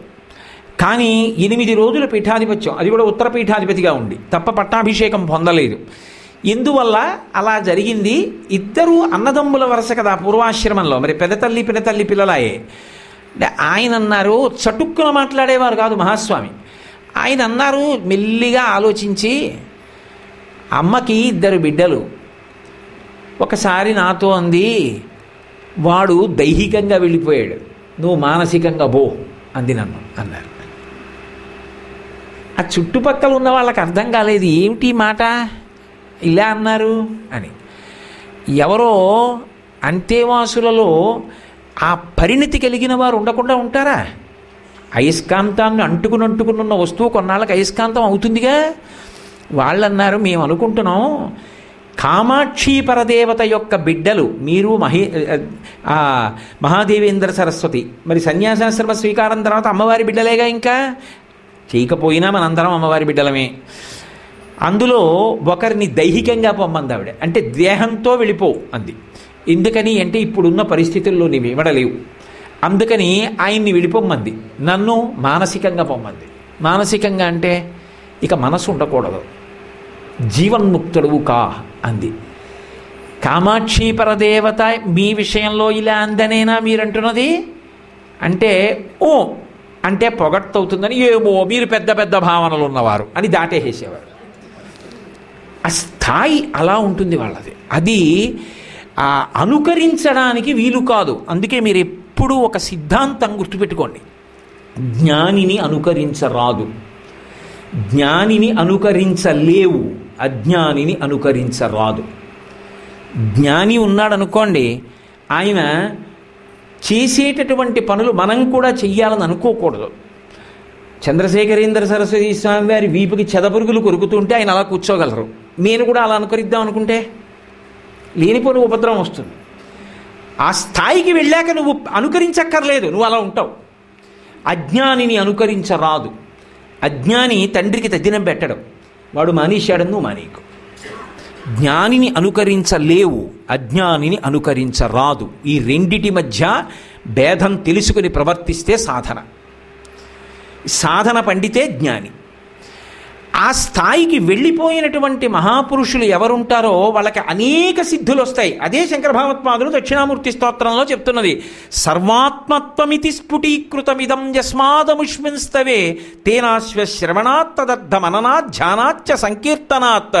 సర్వాత్మత్వమితి స్ఫుటీకృతమిదం, దానితో పాటుగా ఇతరమైన సిద్ధులన్నీ కూడా వస్తాయి. అది అత్యంత పై స్థాయిలోది, అంతటా ఈశ్వరుణ్ణి చూడ్డం. దానితో పాటుగా సిద్ధులు వశమైపోతాయి. కానీ సిద్ధులకు వశపడిపోయిన యోగి ఉన్నాడు అనుకోండి, అది జారిపోతుంది. అందుకే సిద్ధి యోగికి ఎటువంటిది అంటే కాకి రెట్ట వంటిది అన్నారు. బట్ట మీద కాకి రెట్ట పడింది అనుకోండి, ఇక్కడ ఓ చిన్నది ఇలా నల్లడోరియా, ఇలా ఓ చిన్న నల్లడోరియా ఉంటే బాగుండు నా లాల్చీకి అనుకున్నాను అనుకోండి. 2 రెట్టలు పడ్డాయి అనుకోండి, బాగా పడ్డాయని ఊరుకుంటానా? గోటితో కొట్టి కడిగే వేసుకుని చేయగడుక్కుంటారు. అలా సిద్ధులు యోగికి ఎటువంటివి అంటే కాకి రెట్ట వంటివి. ఈ మాట నేను చెప్పట్లేదు, సురేశ్వరాచార్యుల వారు దక్షిణామూర్తి స్తోత్రానికి చేసినటువంటి వ్యాఖ్యానంలో చెప్పిన మాట. ఏమండి, కాకిరెట్ట వంటివి అని చెప్పారు ఆయన. ఎందుకని అంటే అనుషంగిక ప్రయోజనాన్ని ఇస్తాయి, దాన్ని పట్టు కూర్చుంటే ప్రధాన ప్రయోజనం నాశనం అయిపోతుంది. నేను మీకు బాగా అర్థమయ్యేటట్టు చెప్పాలి అంటే, విశేషమైన వాన బయట తడిచిపోయి భర్త ఇంటికి వచ్చాడు, ఒళ్ళు తుడుచుకుని పొడి బట్ట కట్టుకుని ఒళ్ళు వణికిపోతుంది, వేడిగా ఏదైనా చేసి పెట్టవే అన్నాడు. ఆవిడికి చలిదు, అంత చలిగా లేస్తుంటే వెళ్ళి పొయ్యి వెలిగించి ఏదో పదార్థం పచనం చేస్తోంది. పొయ్యిలో ఉన్న అగ్నిహోత్రపు వేడికి ఆవిడికి ఒళ్ళు వెచ్చగా ఉంది. అబ్బా ఎంత హాయిగా ఉందో అని ఆవిడ కూడా హాయిగా ఉందని అలా కళ్ళు మూసుకుని నించుంది. ఇప్పుడు ఆవిడ పొయ్యిలోని మంట యొక్క వేడికి ఆశపడి గిన్నెలో ఉన్న పదార్థాన్ని పచనం చేయడం వదిలేసింది అనుకోండి, ఆవిడ ఒంటికి వెచ్చగా ఉంటుందేమో కానీ భర్త గారికి పెట్టడానికి పదార్థం ఉండదు, మాడిపోతుంది. తనకి వెచ్చగా ఉన్న మాడిపోతుంది ఏమో అన్నప్పుడు అగ్నిహోత్రాన్ని నిధనం చేసేసినటువంటి ఇల్లాలిలా అనుషంగిక ప్రయోజనమైనటువంటి సిద్ధుల గురించి పట్టించుకోకుండా పచనం అవుతున్న పదార్థం లాంటి ఆత్మతత్వాన్ని మాత్రమే యోగి పట్టుకుంటాడు. అందుకే సిద్ధుల ప్రకటన మీద వారికి అనురక్తి ఉండదు. కానీ ఒక్కొక్కసారి తనని ఆశ్రయించినటువంటి భక్తులను ఉద్ధరించడానికి వారి కారుణ్యానికి హద్దు ఉండదు. ఆ హద్దు లేని కారుణ్యంతో చిన్న చిన్న విషయాల్లో గొప్ప గొప్ప సిద్ధిని ప్రకటిస్తారు. అది వినడానికి చాలా ఆశ్చర్యంగా ఉంటుంది. దీనికి ఇంత సిద్ధి ఎందుకు ప్రకటించారనిపిస్తుంది మనకి. అది హద్దులేని కారుణ్యం అంతే. అందుకే శృతి స్మృతి పురాణానాం ఆలయం కరుణాలయం నమామి భగవత్పాద శంకరం లోకశంకరం. సమస్త ప్రాణులలో ఉన్న భావనలు తెలుసుకోగలుగుతారు ఒకసారి ఆ స్థాయికి వెడితే. అదే కాదు వ్యాసుల వారి చరిత్ర. వ్యాసుడు శివుడు ముందెళ్ళిపోతున్నాడు, శివుడు పుట్టుకతో జ్ఞాని. పుత్రా పుత్రా పుత్రా అని అరుస్తున్నాడు, కొడుకు పలకలేదు, జ్ఞాని వెళ్ళిపోతున్నాడు. కానీ ఆయన అంతటా ఆత్మగా నిలబడి ఉన్నవాడు. ఆయన పలకకపోతే చెట్లు పలికాయి, ఓ తండ్రి తండ్రి తండ్రి అన్నాయి. అంటే అంతటా నిండిపోయిన వాడు శుకుడు. అందుకే కారణజన్ముడు. శంకరాచార్యుల వారు వామదేవుడు శుకుడు పుట్టుకతో కారణజన్ములు జ్ఞానులు అన్నారు. అలా అంతటి జ్ఞాని ఆ స్థాయికి తపస్సు చేత వెళ్ళిపోయి గురుచరణములో మాత్రం విడిచిపెట్టారు. అందుకే ఆకర్ణ శరీరం విడిచిపెట్టేసే ముందు కూడా కలవై వంక తిరిగి ఒక నమస్కారం, మహాలక్ష్మమ్మ వారు తల్లిగారి చిత్రపటం వేద పాఠశాలకు పట్టుకెడుతుంటే దాని వంక చూసి ఒక నమస్కారం చేశారు. ఈ శరీరాన్ని ఇచ్చింది అమ్మ, ఇక మళ్ళీ శరీరం రాకుండా అనుగ్రహించింది జ్ఞానం చేత గురువు. ఇద్దరికీ నమస్కారం చేసి శరీరాన్ని వదిలిపెట్టి బ్రహ్మీభూతులయ్యారు. అది జ్ఞాని లక్షణం. కానీ ఒక్కొక్కసారి ఆ సిద్ధిని ప్రకటించేటప్పుడు మాత్రం చమత్కారంగా ఉంటుంది. ఏ కారణానికి చేస్తున్నారు అంటే అది హేతువునకు అందదు. అలా అందకపోవడం వారి యొక్క హద్దులేని కారణం. ఏదో రామచంద్రమూర్తి గురించి చెప్తూ గోపరాజు గారు మాట అంటాడు, దాశరథి కరుణాపయోనిధి అంటాడు. నీ కరుణ సముద్రం వంటిది, దాని లోతు ఎలా తెలియదో నీ కారుణ్యం కూడా అలాగే తెలియదు. ఎందుకంత కారుణ్యంతో ఉంటావంటే చెప్పలేం. నేను ఈ మాట అన్నప్పుడు మీకు నేను ఒక ఉదాహరణ చూపిస్తే మీరు బాగా పట్టుకుంటారు. ఒకానొకప్పుడు ఏమైందంటే నవరాత్రులు అవుతున్నాయి, ఎక్కడెక్కడి నుంచో బోలెడన్ని పూలగంపలన్నీ వచ్చేవి. అందులో మహాస్వామి గారు పూజలు చేసిన రోజులు, అంతమంది భక్తులు. ఆయన పూజ అంతా పూర్తి చేసి మెట్లు దిగి కిందకు వచ్చారు.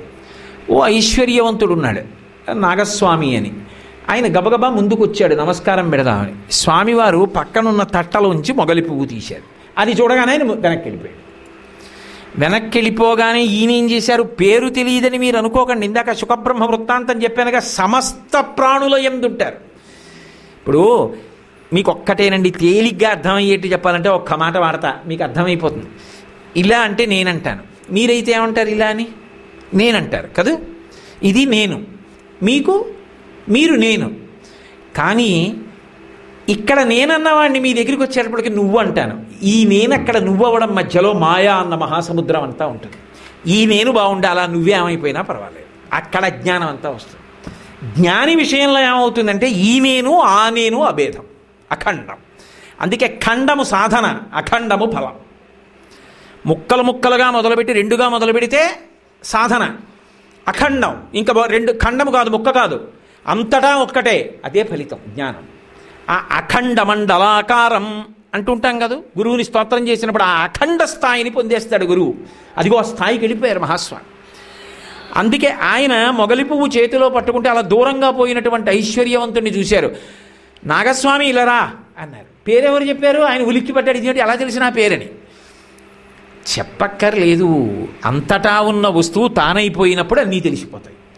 ఈ చేతికి నిప్పెడుతోందని తెలుసుకుంటాను కానండి, ఈ కాలుకి నిప్పెడితే నాకు తెలియదండి అంటానా?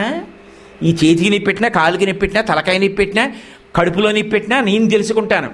నేనొక్కటి నీ తెలుసుకున్నప్పుడు ఈ నేను ఆ నేను ఒక్కటైపోతే అందులో ఉన్నది ఇందులోది అని తెలుసు. అంతకన్నా తేడా ఉంటుంది. అందుకే పేరేమిటి అన్నీ తెలుస్తాయి, అన్ని భావాలు తెలుస్తాయి. ఆయన అన్నారు, నాగస్వామి నీకు ఇవ్వనులే, మొగలి పువ్వు నీకు ఇస్తాననుకుంటున్నావా? ఇవ్వను అన్నారు. ఎందుకని అంటే వాళ్ళ వంశంలో అలవాటు ఉంది, వాళ్ళు మొగలి పువ్వు ముట్టుకోరు. వాళ్ళు మొగలి పువ్వు ముట్టుకుంటే వాళ్ళకి ఆపద వస్తుందని ఓ నమ్మకం. ఒక్కొక్కడికి ఒక్కొక్క పిచ్చి ఉంటుంది, వాళ్ళకి ఆ పిచ్చి ఉంది. అందుకని వాళ్ళు మొగలి పువ్వు ముట్టుకోరు. నీకు ఇవ్వనులే. ఎందుకు ఖేద పెట్టడం అనవసరంగా? ప్రసాదం చేతిలో పెడితే వాడు ఏం చేయాలో తెలియ కొట్టుకుంటాడు. అందుకని నీకు ఇవ్వనులే అన్నారు. మరి పక్కనున్న వాళ్ళందరూ వింతగా చూశారు. మరి మొగలి పువ్వు ఎందుకు పట్టుకున్నారు? ఏదో అమ్మవారు పట్టుకున్నట్టుగాను, రక్తోత్పలం బిభ్రతీం అన్నట్టు అని చూస్తున్నారు. ఆయన అన్నారు, ఒక ముసలి సువాసిని ఒక అరగంటలో ఈ మొగలి పువ్వు కోసం పరిగెత్తుకొస్తోంది, అందుకు పట్టుకున్నాను అన్నారు. దాన్ని వదలలేదు, అలాగే పట్టుకున్నారు. ఈలోగా వచ్చిన వాళ్ళందరితో మాట్లాడుతున్నారు, ఏదో ప్రసాదం ఇస్తున్నారు, పలకరిస్తున్నారు, అయిపోయింది. మర్చిపోయారు. ఈలోగా కొంతమంది అరగంటలో ఎవరు వస్తారు అని ఎదురు చూస్తున్నారు. నిజంగా నిజమవుతుందా? ఈ అక్కర్లేని ఉత్కంఠలు చాలామందికి ఉంటాయి. అసలు వారు చెప్పింది ఏమిటో గుర్తెట్టిపోవడం కన్నా ఇలాంటి వాటి మీద ఎంత అనురక్తి ఉంటుందో కొంతమందికి. కాబట్టి అరగంట అవుతుంది, వస్తుందా 30 నిమిషాలు అయింది. ఎవరో ముసలావిడ లోపలికి వచ్చి తప్పుకోండి నాకు బస్సు టైం అవుతోంది, మహాస్వామి దర్శనం చేయాలి, తప్పుకోండి అంటారు. అరగంటలో వస్తుందన్నారు కదా, అందరూ దారిచ్చారు. ఏదో కృష్ణుడు ఎడుతుంటే యమునానది దారిచ్చేసినట్టు, రాముడికి సముద్రం దారిచ్చేసినట్టు. ఆవిడ తిన్నగా వెళ్ళి మహాస్వామి వారి దగ్గర నమస్కారం పెట్టి నించుంటే ఆయన అన్నారు, ఏమమ్మా నువ్వు దూసి మామమ్మాపూర్ నుంచేనా వచ్చావు అన్నారు. అవును స్వామి అంది. ఎక్కడి నుంచి వచ్చిందో ఆయనకి ఎలా తెలుసు అంటే, ఇందాక చెప్పాను కదా, మళ్ళీ ఎలా తెలుసు అని దానొక్కదాని కోసం వినకూడదు. ఇవన్నీ కాకిరెట్టలు వాళ్ళకి, దానికోసం కాదు. ఇది అనుషంగిక ప్రయోజనంగా వస్తుంది ఆత్మతత్వంతో పాటు. ఆయన అన్నారు, నీ మనవరాలికి కాంచీపురం వెళ్ళి మొగలి పువ్వు పట్టుకొస్తాను, నీకు మొగలి పువ్వుతో జడేస్తానని చెప్పొచ్చావా? ఇంటి దగ్గర నీ మనవరాలు ఎదురు చూస్తోందా? కాంచీపురం అంతా వెతికినా నీకు మొగలి పువ్వు దొరకలేదా? పేరిందేవి అమ్మాళ్ళ దగ్గర నుంచి మొగలి పువ్వు వచ్చిందిలే, పట్టుకెళ్ళి నీ మనవరాలికి జడేయి అని ఇచ్చారు. ఆవిడ కళ్ళకద్దుకొని పొంగిపోయింది. తల్లి, నీ బస్సుకి ఏం కంగారు లేదు, ఇంకా ఓ గంట సమయం ఉంది, తొందరపడి ఊరికే పరిగెత్తకు, మెల్లిగా వెళ్ళిరా అన్నారు. ఆవిడ వెళ్ళిపోయి స్వామి ఆ మొగలి పువ్వు ఆవిడకి ఇచ్చారు. అక్కడ ఉన్న వాళ్ళందరూ మిగిలిన విషయాల కన్నా దీనికి ఎక్కువ ప్రాధాన్యత ఉంటుంది సహజంగా. ఆయనకి ఎలా తెలిసింది? ఆ ముసలావిడ వస్తుందని ఎలా తెలుసు? ఆవిడ ఏ ఊరి నుంచి వచ్చిందో ఎలా తెలుసు? ఆవిడకు మొగలి పువ్వు కావాలని ఎలా తెలుసు, మనవరానికి ఇస్తానని చెప్పి వచ్చిందని ఎలా తెలుసుకున్నారంటావు అంటే మహానుభావుడండి అని చెప్పలేసుకు దండం పెట్టేవాడు లోడుంటాడు. ఓడు ఏమండో గబుక్కుని నమ్మకూడదు, ఇందులో ఏవో ఉంటాయి తెలుసా అండి అనేవాడు ఓడు ఉంటాడు. దీనికి ఉన్నంత ప్రాధాన్యత అసలు ఇది ఎలా వచ్చిందన్న దాని మీద ఉండదు. అది చమత్కారం. అయితే అసలు ఈ లీల చేయడం ఎందుకైనా, ఇవన్నీ తెలుసుకోవడం ఎందుకు, మొగలు పోటుకు నించోవడం ఎందుకు అంటే ఇక్కడ మీరు ఒక్క విషయాన్ని బాగా గ్రహించాలి. అది వద్దన్న వస్తుంది, దాన్ని ఈ విషయంలో ప్రకటించాలని ఏమి ఉండదు. వారి కారుణ్యం వారికి లోపల గోచరించింది. ఒక ముసలావిడ చిన్న కోరికతో తిరుగుతోంది, చిన్న బుచ్చుగా నెడుతుంది, మనవరాలు ఏడుస్తుంది. జడ ఇలేపోయాను మొగలి పువ్వుతో అని ఆవిడ ఏడుస్తుంది. కాంచీపురం వచ్చి నవరాత్రుల్లో ఒక ఆవిడ పువ్వు దొరక్క వెళ్ళిపోవడమా, ఒక ముసలి సువాసిని సంతోషంగా వెళ్ళాలనుకున్నారు. ఆవిడలో కామాక్షిని చూశారు, పువ్వు ఇచ్చి పంపించారు అంతే. ఆయనకున్న సిద్ధి ఎంత చిన్న విషయానికి పనికొచ్చింది చెప్పగలరా? సాధ్యం అవుతుందా? అవదు. కానీ ఆ స్థాయిని పొందినటువంటి మహాపురుషుల యొక్క జీవితం అక్కడికి పరిమితమైపోయిందని మీరు అనుకుంటే మాత్రం చాలా పెద్ద పొరపాటుది. అందుకోసం కారణజన్ములు రారు. కేవలం ఇలాంటి సిద్ధులు ఏవో కొన్ని ప్రకటనం చేయడం కోసం అవతల వాళ్ళ మనస్సులలో ఉన్న విషయాలు తెలుసుకోవడం ఒక్కటే ప్రయోజనము కానే కాదు. అదొక్కటే ప్రయోజనం, ఒక్కనాటికి కాదు. మళ్ళీ మళ్ళీ అంటున్నాను ఆ మాట. ఆ స్థాయి జగద్గురువులదు. వారి ప్రధాన కర్తవ్యం వారి గురువులను ఆధారం చేసుకుని లోకాన్ని ఉద్ధరించాలి. లోకాన్ని ఉద్ధరించాలంటే ఒక్కొక్కసారి ఎంత కిందకైనా వస్తారు, ఎంత కిందకైనా వచ్చి ఉద్ధరించాలి. అందుకే గురువు పునశ్చోత్తమ సాంత్వవాది అంటారు. గురువు ఇంకా నువ్వేం పొందుతావా, నీకేమొచ్చు, ఓం కేశవాయ స్వాహ అండం రాదు, పోయింది ఈ జన్మ, వచ్చే జన్మలో చూద్దుగానిలే పో అనడు. మళ్ళీ మళ్ళీ మళ్ళీ మళ్ళీ మంచి మాటలు చెప్పి భగవంతుని యందు అనురక్తుణ్ణి చేస్తాడు. అది గురువుకుండేటటువంటి సహజమైన కారుణ్యం. ఆ కారుణ్యం గురువుగారికి లేదనుకోండి, అసలు మనం ఎలా ఆశ్రయిస్తామండి? మీరు ఒకటి చెప్పండి. దిక్కుమాలిన గొడవ నిద్రలేచి వెళ్ళిన దగ్గర నుంచి రోగాలతోనే వస్తారు నా దగ్గరికి.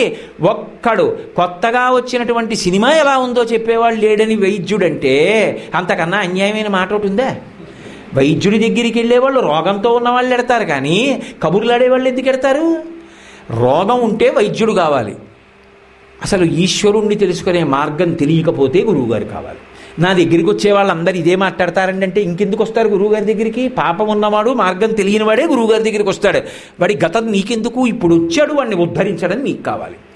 అందుకే గురువు ఎంత కిందకి రావాలి అంటే అది చెప్పడం సాధ్యం కాదు. ఇందులో చమత్కారం ఏమిటంటే గురువు తాను చెప్పే మాటలే తన మాటలే ఒకసారి చెప్పింది ఇంకొకసారి చెప్పిన దానికి భిన్నంగా ఉంటుంది. ఎందుకో తెలుసా? అందరి కోసం కిందకి రావడంలో. మీకు నేను ఒక ఉదాహరణ చూపిస్తా. శంకర భగవత్పాదులే మోహముద్గలంలో అన్నారు, పునరపి జననం పునరపి మరణం పునరపి జననీ జఠరే శయనం ఇహ సంసారే బహుదుస్తారే కృపయాపారే పాహిమురారే అన్నారు.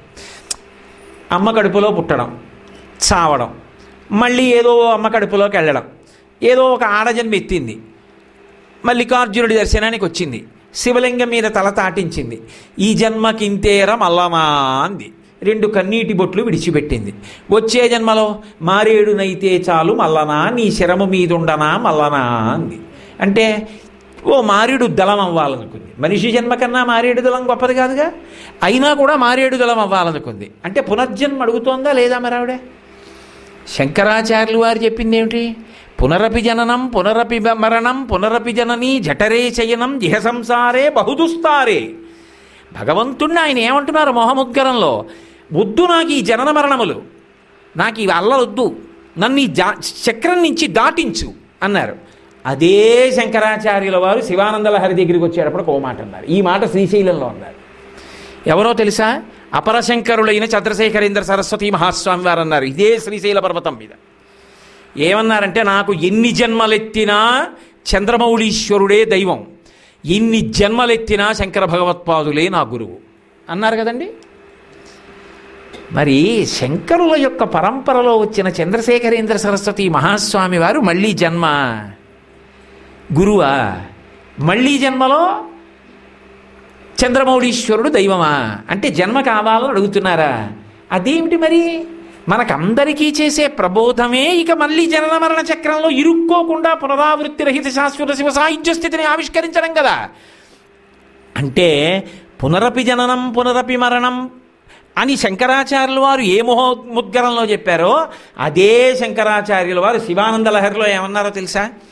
నరత్వం దేవత్వం నగవన మృగత్వం మశకత పశుత్వం కీటత్వం భవతు విహగత్వాది జననం సదా త్వత్పాదాబ్జ స్మరణ పరమానందలహరీ విహారాసక్తం చేదుత్తు హృదయమివ కింతేన వపుషా అన్నారు.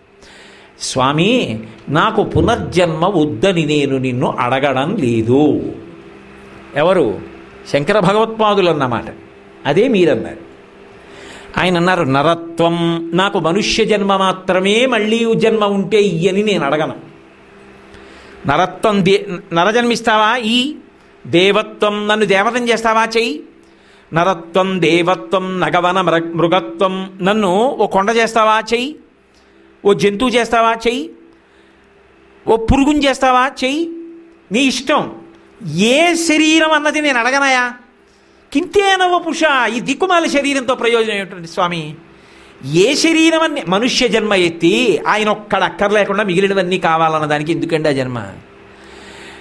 కానీ ఏ వేదంబు పఠించలూత భుజగం వేశాస్త్రముల్ సూచతా నైవిద్యాభ్యాసమనర్చకరి చించే మంత్రమూహించ బోధావిర్భావ నిధానముల్ చదువులయ్యా కాదు మీ పాద సంసేవాసక్తి కాకజింతు తతికిన్ శ్రీకాళహస్తీశ్వర. మరి పరమేశ్వరుడు కావాలనుకున్న పాము, ఏనుగు, సాలెపురుగు క్షేత్రానికి పేరే అవి అయి కూర్చున్నాయి, స్వామి పేరే అది అయి కూర్చున్నాయి శ్రీకాళహస్తీశ్వరుడని. అయినప్పుడు ఈ శరీరంతో కాదు సంబంధం. నువ్వు ఏ జన్మనిస్తావని నేను అడగను. నరుణ్ణి చెయ్యి, దేవతని చెయ్యి, పురుగుని చెయ్యి, కీటకాన్ని చెయ్యి, పక్షిని చెయ్యి, చెట్టుని చెయ్యి, మారేడుదలాన్ని చెయ్యి, కొండని చెయ్యి, నాకు బెంగలేదు. ఏ శరీరం ఇస్తావని నేను అడగట్లేదు. నాకు ఇవ్వవలసింది మాత్రం అడుగుతున్నాను. ఏమి ఇవ్వాలో తెలుసా? నాకు ఇవ్వవలసింది నరత్వం దేవత్వం నగవన మృగత్వం మశకత పశుత్వం కీటత్వం భవతు విహగత్వాది జననం సదా త్వత్పాదాబ్జ స్మరణ పరమానందలహరీ విహారాసక్తం. ఏ జన్మలో ఉన్నా నీ పాదముల యందు మాత్రము పరమ భక్తితో ఎప్పుడు ఆ పాదముల నుంచి స్రవించేటటువంటి మందారమ కరందపానము చేసి మత్తిల్లిపోవాలి. ప్రహ్లాదుడు చెప్పుకున్నట్టుగా అంబుజోదర దివ్యపాదార వింద చింతనామృతపాన విశేషమత్త చిత్తమేరీతి ఇతర విషయంబు చేర నేర్చు వినుతగుడ శీల మాటలు వేయునేల అన్నట్టుగా ఏ శరీరంలో ఉన్నానన్న దానితో సంబంధం లేదు. ఏ శరీరంలో ఉన్నా నీ పాదముల యందు నేను అనురక్తుడను కావాలి. ఇక్కడ మీరొక్కటి గుర్తుపెట్టుకోండి. కేవలము జన్మరాహిత్యాన్ని ప్రధానంగా జ్ఞానము చేత కైవల్యాన్ని పొందడాన్ని ప్రతిపాదించేటటువంటి శంకర భగవత్పాదులు తద్విరుద్ధంగా శివానందలహరిలో పునర్జన్మని ఇచ్చినా పర్వాలేదన్నారు. అంటే దాని అర్థం శంకరాచార్యుల వారు 2 చోట్ల 2 విరుద్ధమైన వాదనలు చెప్పారని కాదు. ఒక్కొక్కరి యందు ఒక్కొక్క ఆసక్తి ఉంటుంది. ఒక్కొక్కరి ఆసక్తి ఎలా ఉంటుందంటే, మనుష్య జన్మనెత్తి ఏం సాధించాను? మారేడు దళాన్నై ఒక్కరోజు బతికినా ఆ మల్లన శివలింగం మీద నేను ఉండగలిగితే చాలు. ఆ తర్వాత నన్ను ఉత్తర దిక్కుగా పానవట్టంలోంచి నిర్బాల్యంగా పక్కకి తీసేసినా నా జన్మ అక్కడతో పరిసమాప్తమైపోయినా చాలు. 90 ఏళ్ళు బతికి చిట్ట చివర ఇప్పుడొచ్చి నిన్ను ముట్టుకున్నాను. ఏమైపోయినట్టు నా జన్మ? ఆర్తి కలిగిన వారు మరి ఉత్తర జన్మలో సేవించాలని కోరుకోరా? అందుకే ఆ స్థాయి వారి కోసం శంకరుడు ఆ భక్తి ఉన్న పునర్జన్మ సిద్ధాంతాన్ని తిరస్కరించి మాట్లాడలేదు. ఆ శంకరుల అడుగుజాడలలో నడిచే చంద్రశేఖరేంద్ర సరస్వతి స్వామి శ్రీశైల పర్వతం మీద అదే మాట మళ్ళీ చెప్పారు. అంటే గురువు ఏ స్థాయిలో ఉన్నవాణ్ణి ఆ స్థాయిలో పెంచి పోషించి మాట్లాడాలి. వీడు ఈ స్థాయిలో ఉన్నాడు కాబట్టి పాడైపోతాడని వదిలిపెట్టడానికి వీల్లేదు. అహరహం కావలసింది ఏమిటి అంటే నిరంతర బోధ చేస్తూ ఉండాలి. ఏది తన సొంతమైంది కాదు, తనకి పైన గురువులు ఏం చెప్పారో అదే. శంకరాచార్యుల వారు చెప్పినటువంటి మాటలన్న గాడి తప్పడానికి వీల్లేదు. రైలు చక్రాలు ఎప్పుడు పట్టాల్ని ఆశ్రయించి ఎలా పరిగెడతాయో, శంకరాచార్యుల వారు చెప్పిన మాట చెప్పడం వినా ఇక నేను చెప్పడానికి ఏమీ లేదు. అంతా ఆయన చెప్పారు, ఆయన చెప్పింది నేను చెప్తే వాళ్ళకి అర్థమయ్యేట్టు నా జన్మకి కృతకృత్యుడైనట్టే అన్న భక్తితో చెప్పగలగాలి. చెప్పడం ప్రధానం కావాలి. చెప్పడంలో బడలిక ఉండకూడదు. అలా చెప్తూనే ఉండాలి. అది తన యొక్క సహజమైన సమాధి స్థితికి ప్రతిబంధకం కావచ్చు, అయినా ప్రబోధం చేస్తూనే ఉండాలి. అది చేసిన వాడెవరో వాడు కారణజన్ముడు. ఎందుకో తెలుసా? శరీరం ఉండదు, వెళ్ళిపోయి తీరుతుంది. అది మహాస్వామి వారిది కావచ్చు, శంకరాచార్యుల వారిది కావచ్చు, మహాదేవేంద్ర సరస్వతీ స్వామి వారిది కావచ్చు, చంద్రశేఖర భారతీ స్వామి వారిది కావచ్చు. ఉండదు, శరీరం వెళ్ళిపోతుంది. ఏది ఉండిపోతుంది? ఆ శరీరంలో ఉండగా వారు మనకి మార్గనిర్దేశనం చేసి చెప్పిన మాటలు ఏ ఉన్నాయో అవే మన జీవితాలకి దిక్సూచిలు. అయినప్పుడు వారు ఏవి మాట్లాడారు, ఎక్కడ మాట్లాడారు, ఎవరిని ఉద్దేశించి మాట్లాడారు, ఆ మాటలు మననం చేసుకుంటే అవి మనని ఉద్ధరిస్తాయి. ఆ విషయంలో వారు ఎంత కృతకృత్యులయ్యారన్న దాన్ని బట్టి వారు ఎంత సఫలీకృతులయ్యారో, ఎన్ని కోట్ల మందికి దార్శనికులయ్యారన్న దాన్ని బట్టి వారి వైభవం ఆధారపడి ఉంటుంది. నాని పాల్కీవాలా మాట్లాడుతూ మాట అంటాడు, members of the dominant minority అంటాడు. కోట్ల మందిని ఉద్ధరించే వాళ్ళు లక్షల మంది ఉండరు. కోట్ల మందిని ఉద్ధరించేటటువంటి వాళ్ళు వేళ్ల మీద లెక్క పెట్టేవాళ్ళు ఉంటారు.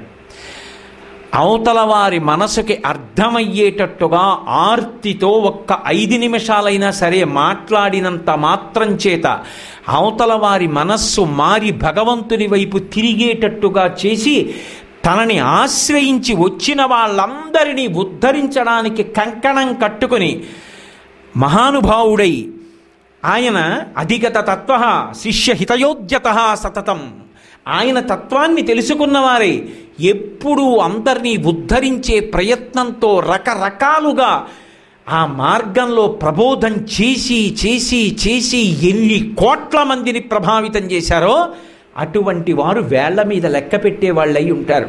వాళ్ళు ఒక శతాబ్దం మొత్తం మీద ఒక్కరే రావచ్చు, ఒక్కొక్కసారి 500 సంవత్సరాలకు ఒక్కరే రావచ్చు. కానీ వారు ఎప్పుడు వచ్చారన్న దానితో సంబంధం ఉండదు. వారు వచ్చి వెళ్ళిపోయిన తరువాత కూడా వారి యొక్క తేజస్సు మాత్రం తన శిష్యులను అలా కాపాడుకుంటూనే ఉంటుంది, నిరంతరం కాపాడుకుంటూ ఉంటుంది. అది కాక ఆయన శరీరంతో ఉండగా లోకానికి జరిగే మహోపకారం ఏమిటంటే ఆ బోధ. మీకు నేను ఒక్క ఉదాహరణ చెప్తా. చంద్రశేఖరేంద్ర సరస్వతి మహాస్వామి వారు ఒకప్పుడు ఒక సభకి వెళ్ళారు. ఆయనని చూడాలని కొన్ని వేల మంది వస్తూ ఉండేవారు, వేలు మీద. తమిళ దేశంలో అయితే కాకమాకం అన్న గ్రామంలో అయితే ఆ ఊళ్ళు కదిలి వచ్చేస్తే ఎక్కడ నిలబడితే కనపడతారు అన్న విషయంలో అగమ్యగోచరమైన స్థితి ఏర్పడితే నిచ్చెనేసుకుని పెంకుటింటి పైకెక్కి పెంకుటింటి మీదకెక్కి అభయహస్తం చూపించారు. ఆయనని చూస్తే చాలు అని పరితపించిన వాళ్ళు అన్ని వేల మంది ఉండేవారు, అన్ని కోట్ల మంది ఉండేవారు. ఉన్నప్పుడు ఆయన కనపడి వెళ్ళడం కాదు, మీరు ఎంతసేపు మాట్లాడారు కాదు, ఏమి మాట్లాడి ఉద్ధరించారన్నది ప్రధానం. ఎందుకంటే వాక్కు అగ్నిహోత్రం. ఒక్కొక్కసారి మాట్లాడారంటే కొన్ని కోట్ల మందిని ఉద్ధరించాలంతే. ఒకానొక సభకి వెళ్ళారు, కనుచూపు మేర జనం. ఆయన వచ్చిన వాళ్ళు ఉత్తినే వస్తారండి, పీఠాధిపతుల దర్శనానికి అరటిపళ్ళు అట్టుకుని, యాపిల్ పళ్ళు అట్టుకుని, బత్తాయి పళ్ళు అట్టుకుని, పువ్వులు అట్టుకుని అన్నీ పట్టుకుని వస్తారు, పటికి బెల్లం పట్టుకుని, జీడిపప్పు పట్టుకుని వస్తారు. ఆయన తినాలా? అవన్నీ ఆయనకి కావాలా? ఆఖరాఖరణ ఆయన పేగులు అంటుకుపోయాయి లోపల. ఆకలి వేసినప్పుడు అన్నం తినక, ఏమి విశ్వనాథ శాస్త్రి గారు వైద్యులు వచ్చి పరీక్ష చేస్తే వైద్యుల్ని పక్కకి పిలిచి ఆయనే చెప్పారు, నాకే తెలుసు, నేను దీనికి ఆకలేసిన వేళ పట్టున తినక దీని లోపల పేగులు అంటుకుపోయాయి, నాకు తెలుసు అని చెప్పారు. ఆయనకి దాని మీద ఆయనకి దాని మీద ఆసక్తి లేదు. ఆయన ఈ వచ్చిన వాళ్ళందరినీ చూసి ఒక మాట అన్నారు, ఇన్ని వేల మంది నా కోసం వచ్చారు, మీ అందరూ నాకు ఇవ్వాలని ఏవేవో తెచ్చారు, నేను సన్యాసిని, వృద్ధుణ్ణి, మిమ్మల్ని అందరినీ యాచిస్తాను. భిక్షాటన చెయ్యవచ్చుగా సన్యాసి, మిమ్మల్ని అందరినీ భిక్ష అడుగుతున్నాను, నేను అడిగింది ఇస్తారా అని అడిగారు. మహాస్వామి అంతటి వారు భిక్ష అడుగుతున్నాను ఇవ్వండి అంటే ఆ ఊరి జనం పంట పండినట్టు కాదు, ఇచ్చేస్తాం అన్నారు. ఎవ్వరూ ఇవ్వలేనిది కాదు, అందరూ ఇవ్వగలిగినదే అడుగుతాను అంటే, అమ్మో ఏమన్నా నేను ఇవ్వలేనేమో, 2 ముత్యాలు ఇమ్మంటారేమో, 4 వజ్రాలు ఇమ్మంటారేమో అన్న బెంగేం లేదుగా. అందులో ఆయన అడుగుతారా అలాంటివి? ఇచ్చేస్తాం అన్నారు. ఆయన అన్నారు, ఇకపైన మీరు ఎంతకాలం జీవిస్తారో అంతకాలంలో ప్రతిరోజులో ఒక 10 నిమిషాల సమయం మాత్రం మీది కాదు, నాకు ధారపోసేయండి ఈ సభలో. ఒక రోజులో 24 గంటల్లో 23 గంటల 50 నిమిషములు మీది, 10 నిమిషములు నాది. 10 నిమిషములు నాకు ధారపోస్తారా? ధారపోసేస్తున్నాం మీకు, మంచిదే. ఇప్పుడు మీరు బ్రతికున్నంత కాలం ప్రతిరోజులో 10 నిమిషాలు ఎవరివి? నావి. ఆ 10 నిమిషాలు నేను చెప్పినట్టు మీరు చెయ్యాలి. చేస్తారా? ధారపోసేశాక కాదని ఎలా అంటారు? మీరు నాకు ఓ పంచెలు చాపిస్తే కట్టుకోకుండా ఎలా అంటారు? నా ఇష్టం, కట్టుకుంటాను, మెంతి మీద పెట్టుకుంటాను, పక్కన పారేస్తాను, ఏది చేసినా అది నాది. ఇంకా కాబట్టి నేను చెప్పినట్టే చెయ్యాలి. ఏం చెయ్యమంటారు? ప్రతిరోజు ఈ 10 నిమిషాలు మీరు భగవన్నామని చెప్పాలి. అది మీది కాదుగా, నాకు ధారపోసేశారుగా, ఆ 10 నిమిషాలు భగవన్నామని చెప్పండి. ఆయన కోసమా? అంటే ఎంతసేపు ప్రసంగం చేసి మనసు మార్చాలి? ఆయన మాట్లాడింది ఒక 5 నిమిషాలు, కానీ ఈ సందేశం ఆ ఊళ్ళో వచ్చిన వాళ్ళకి కాదు, ఇది విన్న ప్రతివాడు 10 నిమిషాలు ధారపోసాడు ఆయనకి. పూనిక ఉంటే మనం కూడా ధారపోసేయచ్చు. మన గురువు గారు అన్న నమ్మకం మనకుంటే, స్వామి మీకు మేము ఇవ్వగలిగినటువంటి గొప్ప కానుక, మీరు జీవిత పర్యంతంలో అడిగిన కానుక రోజుకి 10 నిమిషాలు. ఇదిగో ఈ క్షణంలోనే సంకల్పం చేస్తున్నాను, ప్రతిరోజు 10 నిమిషాలు మీవి అని ధార పొయ్యగలిగితే ఆ 10 నిమిషాలు రామనామం చెప్పండి, శివనామం చెప్పండి, భగవన్నామం చెప్తే ఆయన కోసమా? ఆ 10 నిమిషాలు చేసేశాక ఏతత్ఫలం సర్వం శ్రీ చంద్రశేఖరేంద్ర సరస్వతి స్వామి పరబ్రహ్మార్పణమస్తు నక్షత్రాలు నీళ్లు విడిచిపెట్టమన్నారు ఆయన? కాదు, మన కోసం. అయ్యో వీడు పాడైపోతున్నాడే, 10 నిమిషాలైనా భగవన్నామం చెప్తే తరిస్తాడని 10 నిమిషాలు భగవన్నామం చెప్పించారు. ఎక్కడెక్కడ ఏది పట్టుకోవాలో అది పట్టుకునేటట్టు చేశారు, ఎక్కడెక్కడ ఏది విడిచిపెట్టాలో అది విడిచిపెట్టేటట్టు చేశారు. అసలు ఒక జగద్గురువుగా అది ఆయన సాఫల్యం. అందుకే వారి అవతారం పరిసమాప్తమైపోయి ఉండవచ్చు.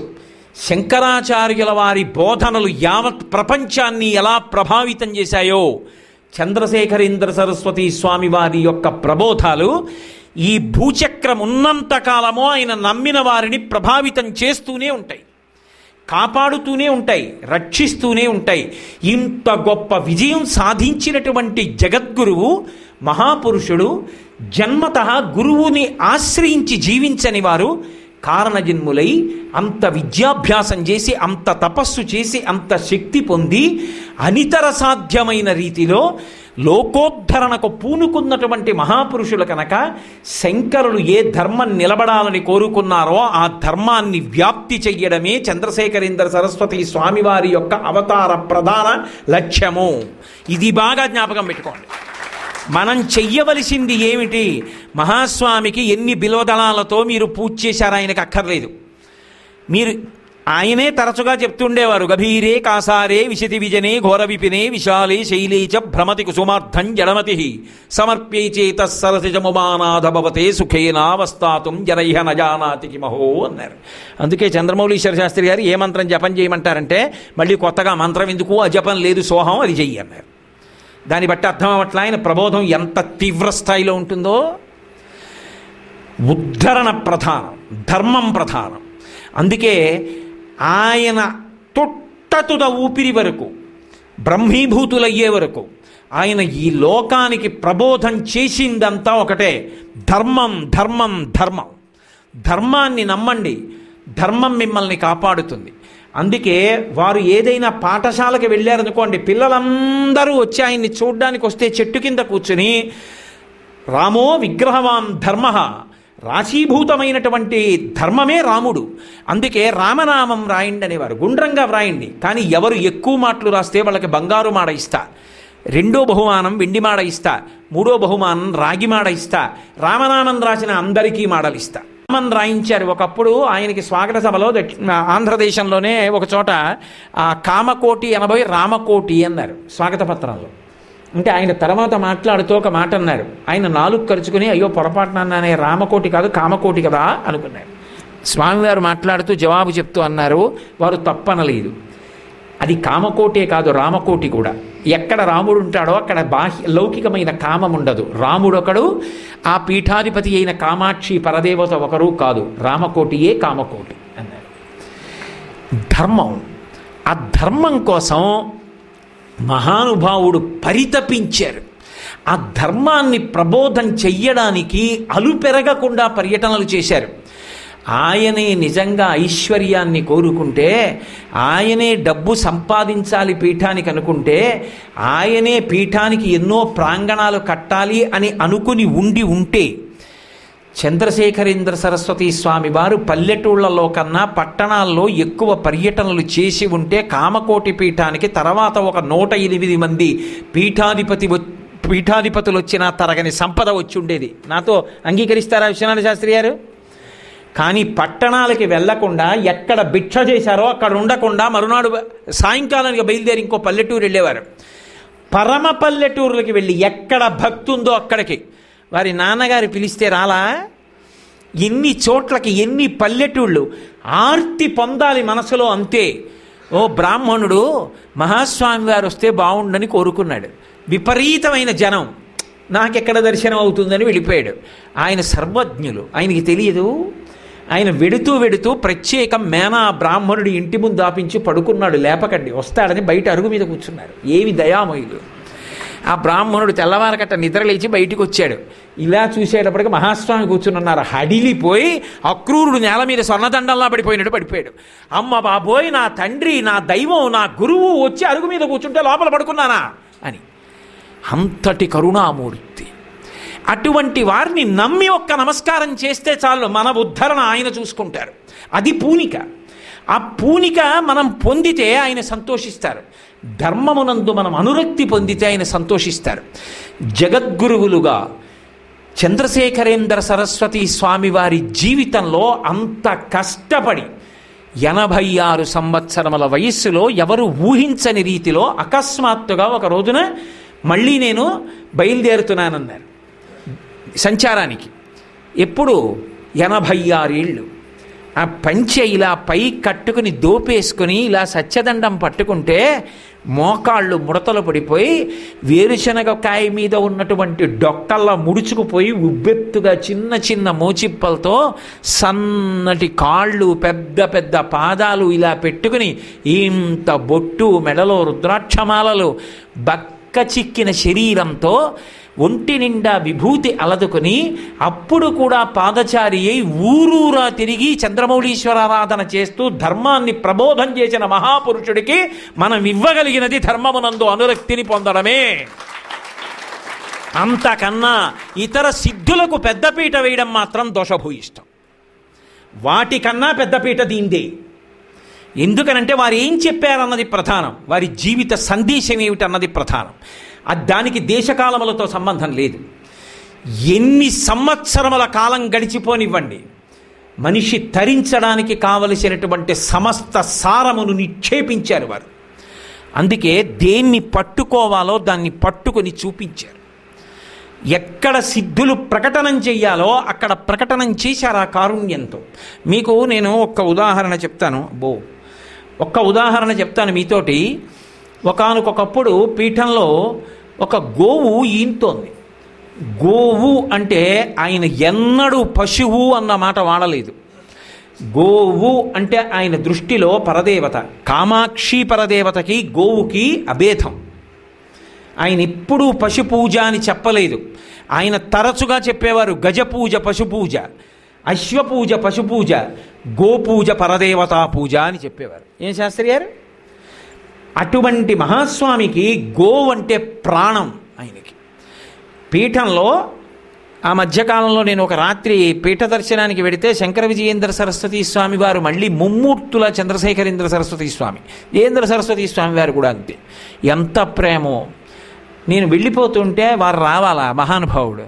నేను ఎంతటి వాడిని బయటికి వచ్చి సాగనంపుతూ, కోటేశ్వరరావు ఇక్కడేనయ్యా స్వామి పండిపోతున్న రోజుల్లో పాకేసుకుని ఉండేవారు, ఈ పక్కనే గోశాలు ఉండేదయ్యా, ఈనడానికి సిద్ధంగా ఉన్న ఆవు ఇక్కడుంటే ఈనుతోందని తెలియగానే బెల్లం ముక్క బియ్యం చేత్తో పట్టుకొని ప్రదక్షిణం చేసి పెట్టేవారయ్యా మనకి నేర్పడానికి.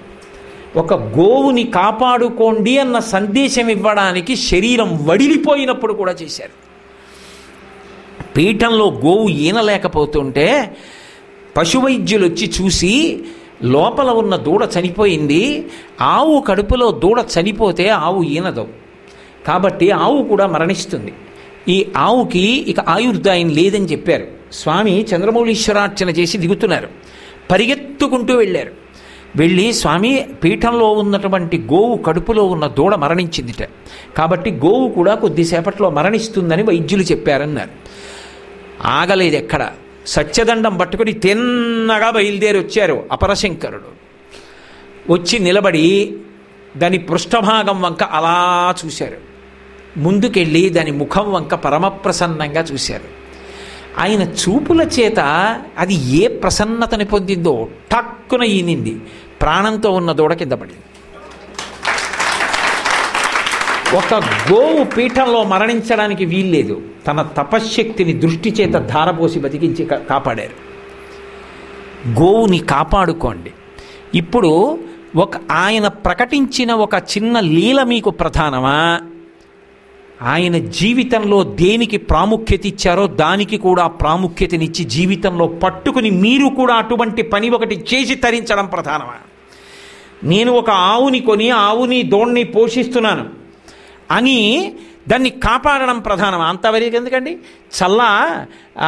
అదేంటి శేషాద్రి శర్మ గారు ఆ ఇంట్లో ఆవుని పెంచి దానికి దూడ పుడితే ఆ దూడ పెద్దదై ఆవు అయిన తర్వాత మహాస్వామి వారికి ఇవ్వాలని సంకల్పం చేశారు. సంకల్పం చేస్తే ఆ ఆవు ఈనింది. ఆ ఈనుతున్నప్పుడు ఆ ఆవు దూడ కూడా చనిపోతుందని చెప్పారు. పౌర్ణమి ఆ రోజు విశ్వనాథ శాస్త్రి గారిలాగే చంద్రబింబం వంక చూస్తూ మహాస్వామిని ధ్యానం చేశారు.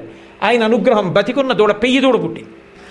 ఈ దూడని పెంచి పెద్ద చేసిన తర్వాత నేను మహాస్వామికి ఇస్తానన్నారు. అది పెరిగి పెద్దదైంది. కానీ చమత్కారం ఏమిటంటే ఆ ఆవు పొల్లలేదు, ఏ వృషభంతో అది కలవలేదు. ఇక ఇది పొల్లట్లేదు కాబట్టి ఇది దూడని కనదు కాబట్టి పాలివ్వదు, కాబట్టి ఎలా ఇస్తాను పీఠానికి అని ఆయన అమ్మేశారు. దేనికో ఎవరికో అమ్మేశారు, 400 రూపాయలు వచ్చాయి. ఆ డబ్బు పట్టుకెళ్ళి మహాస్వామికి ఇచ్చారు. స్వామి ఆవిద్దాం అనుకున్నాను, కానీ నేను ఏ ఆవు పొల్లిన తరువాత ఈని దూడని కన్న తర్వాత తెచ్చిద్దాం అనుకున్నానో అది పొల్లలేదు, అందుకని దాన్ని అమ్మేశాను, 400 వచ్చాయి, నా సంకల్పానికి దోషం రాకూడదు, ఆవుకు బదులు డబ్బు ఇచ్చేస్తున్నానన్నారు. ఆయన అన్నారు మహాస్వామిలా తిరిగి, నువ్వు ఎవరికి పొల్లలేదని చెప్పి ఆవునిచ్చేశావో దానితో బరువులు మోయిస్తే, ఒకవేళ అది ఎలాగో పొల్లదు, ఈనదు, దూడని కనదు, పాలివ్వదని వాళ్ళు దాన్ని చంపి ఉంటే దాని నెత్తురు మాంసం తట్టలో పెట్టి నాకు ఇచ్చావా అని అడిగారు. అని నాకు ఈ డబ్బు అక్కర్లేదు, వెళ్ళి ఆ ఆవుని పట్టుకొచ్చి అన్నారు. ఆయన ఎంత కష్టపడ్డారో ఆవు ఎక్కడుందో కనిపెట్టడానికి. యథార్థమా కాదండి? వారింటి పేరు వారే, వాళ్ళ నాన్నగారు. నేను అలా అనకూడదని అనలేదంతే. ఇదేంటి ఎంత వెతికారో, ఎక్కడో లంబాడీల దగ్గర ఉందా ఆవు అని తెలిసింది. ఆ ఆవు దొరకలేదు. మహాస్వామికి తీసుకొచ్చి ఆవు అప్పగించాలి, ఎలా? అప్పుడు వాళ్ళ పరివేదన గమనించి కబురు చేశారు, ఆ ఆవు కోసం ఇంకా వెతకద్దులేండి, కానీ ఇక పైన ఎప్పుడు గోసేవలో మాత్రం గ్యామరకుండా జీవించండి, ఏ కారణానికి ఆవుని అమ్మవద్దు. అది ఆయనకేనా చెప్పింది? వాళ్ళ నాన్నగారికేనా? వాళ్ళ నాన్నగారు వాళ్ళకి చెప్పింది ఏమిటంటే, ఒరేయ్ మీకు ఐశ్వర్యం కాదురా, ఐశ్వర్యాలకు మించిన మహదైశ్వర్యాన్ని ఇస్తున్నాను, ఏమిటో తెలుసా? మహాస్వామి పాదాలు అందించి మీకు ఇచ్చాను, ఆయనని సేవించి తరించిపోండి అన్నారు. వాళ్ళు సేవించి తరించిపోవట్లా, ఇంతగా చెప్పలా, వసంతం వసంతం వసంతం, మా జీవితాల వసంతం అన్నారు. మరి కనీసం ఒక్క ఆవుని పోషించక్కర్లా, ఒక్క ఆవుకి ప్రదక్షిణం చేయక్కర్లా, ఒక గ్రాసం పెట్టక్కర్లా? ఆవు అంటే ఒక్కొక్క సందర్భంలో ఆయన తన ప్రాణత్యాగం చేయడానికి సిద్ధపడ్డారు. ఒకప్పుడు పీఠం ఖర్గపూర్ వెళ్ళింది. ఖర్గపూర్లో పీఠ పరివారంలో కొంతమంది అనారోగ్యం పాలయ్యారు. అనారోగ్యం పాలైపోతే ఏం చెయ్యాలి? అందుకని కొన్నాళ్ళు ఉండిపోయారు. ఓ 2 నెలల్లో ఎంతో ఉండిపోయారు ఖర్గపూర్లో. తర్వాత వాళ్ళకి స్వస్థత కలిగింది, టాటానగర్ వెళ్ళిపోతున్నారు. వెళ్ళిపోతున్నప్పుడు ఆ రోజు సాయంకాలం ముందు మహాస్వామి బయలుదేరారు, వెనకాతల ముఖ్యమైన సామాను పట్టుకుని గుర్రం బయలుదేరింది, ఓ ఆవు దూడ కూడా బయలుదేరాయి. ఒక సిక్కు వ్యక్తి దారి చూపిస్తున్నాడు. స్వామి మరి నడిచి వెడతారు, లేకపోతే పల్లకీలో వెడతారు. ఆయన మేనాలో ఉన్నారు, వెడుతున్నారు. చీకటి పడిపోయింది. చాలా దూరం వెళ్ళిపోయిన తర్వాత దారి చూపిస్తున్న వ్యక్తి దారి తప్పిపోయానని తెలుసుకున్నాడు. అప్పటికి రాత్రి 10 అయింది. అరణ్యంలో చిక్కుకున్నారు. క్రూర జంతువుల అరుపులు వినపడుతున్నాయి. ఎలా? వెంటనే స్వామికి చెప్పారు, స్వామి దారి తప్పిపోయాంట, అరణ్యంలోకి వచ్చేసామని. ఒక రైలు గేటు కనపడింది. ఆ గేటుకి చిన్న తొట్టెలా ఉంది. అందులో ఈ ఆవుని దూడని ఎక్కించేసి తాడు కట్టి మేనా అడ్డంగా పెట్టి తాను అందులో కూర్చున్నారు దండం పట్టుకుని. అంటే ఆయన ఉద్దేశ్యం, ఆవు వాసన చూసి ఏ పెద్ద పులైనా ఆవుని చంపడానికి వస్తే ఆవుని చంపడానికి ముందు తనని చంపేశాక ఆవు మీద పంజాతో కొట్టాలి. అలా అన్వయమా? నా జోలికొచ్చి ఆవు జోలికెళ్ళు. రాగలదా? ఏదన్నా రాగలదా? కుదురుతుందా? రాత్రంతా కామాక్షి కామాక్షి కామాక్షి కామాక్షి అంటూ కూర్చున్నారు. అరుస్తూనే ఉన్నాయి, దగ్గరకు వస్తూనే ఉన్నాయి, వెళ్ళిపోతూనే ఉన్నాయి. తెల్లవారింది, దారి తెలిసింది, పీఠం వెళ్ళిపోయింది. అంటే ఒక ఆవు కోసం అవసరమైతే తన శరీర త్యాగానికి సిద్ధపడ్డారు. ఆయన కారుణ్యం ఏమని చెప్పమంటారు? చిన్న చిన్న విషయాలకి మనం స్పందించేది ఏమిటనుకుంటాం. కానీ ఆయన యొక్క జీవితాన్ని పరిశీలిస్తే మనస్సు అన్నదానికి ఎంత ఆర్ద్రత ఉండాలో అర్థమవుతుంది. మీకు నేను ఒక్క ఉదాహరణ చెప్పి వాళ్ళకి నా ప్రవచనం పూర్తి చేసేస్తాను. ఒకానొకప్పుడు పీఠంలో మహాస్వామి కూర్చుని ఉండగా ఒక ఆవిడ బిక్కు బిక్కుమంటూ కన్నుల నీరు పెట్టుకుని కళ్ళొత్తుకుంటూ వరుస క్రమంలో వస్తోంది. స్వామి చేత్తో ఇంత కుంకం తీసి ఆవిడ చేతిలో వేశారు. ఆవిడ తీసుకోకుండా చెయ్యి వెనక్కి తీసేసుకొని కళ్ళ నీళ్లు పెట్టుకుని పక్కకి వెళ్ళిపోయింది. అందరూ వచ్చి అయ్యో అయ్యో అయ్యో, మహాస్వామి చేత్తో కుంకం ఇస్తే పుచ్చుకోవా? ఇంతకన్నా అన్యాయం ఉందా? పుచ్చుకోమ్మా అన్నారు. ఆవిడంది, కాదు, నా భర్త మరణించాడు, ఆయన శరీరం కూడా లభించలేదు, అటువంటి వాడికి ఉత్తరక్రియలు ఎలా చెయ్యాలని అడగడానికి వచ్చాను భర్త మీద ప్రేమతో, నాకు కుంకం ఏమిటంది? అమ్మా కాదు, ఆయన చేత్తో ఇచ్చారంటే ఏదో ఉంది, త్రికాలవేది, పుచ్చుకో అన్నారు. కాదనలేక ఆవిడ చేయి చాపింది. కుంకం వేసి చూసి అన్నారు, అమ్మా నువ్వు సుమంగళివమ్మా, నీ భర్త బ్రతికున్నాడు, నీ భర్త తిరిగి వస్తాడు, బొట్టు పెట్టుకో అని సువాసిని పూజ అవుతోంది. ఆ సువాసిని పిలిచి ఈవిడ కొప్పులో పూలు తురమండన్నారు. ఆవిడ కొప్పు నిండా మల్లెపూలు పెట్టి బొట్టు పెట్టి కాళ్ళకి పసుపు రాసి పారాణి పెట్టి పంపించారు. వచ్చినప్పుడు నేను పూర్వసువాసిని అనుకుని అమంగళకరంగా వచ్చింది. నీ భర్త ఉన్నాడు అని మహాస్వామి చెప్పారు.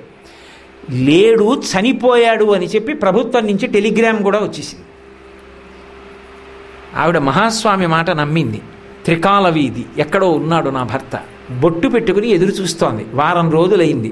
తెల్లవారకట్ట తలుపు కొట్టారు ఎవరో. వెళ్ళి తలుపు తీసింది, భర్త గారు వచ్చారు. ఆవిడ తెల్లబోయింది.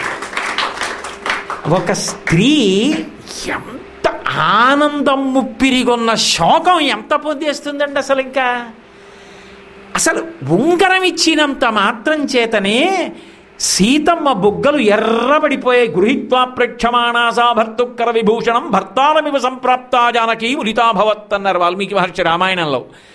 వెళ్ళిపోయాడనుకున్న భర్త తిరిగి వస్తే ఆ స్త్రీ ఆనందానికి అంతుంటుందండి. ఆనందంతో కౌగిలించేసుకుని కాళ్ళ మీద పడిపోయి, ఎక్కడున్నారు? యుద్ధరంగంలో మీరు చనిపోయారని నాకు టెలిగ్రామ్ వచ్చింది. ఎంత ఏడ్చానో.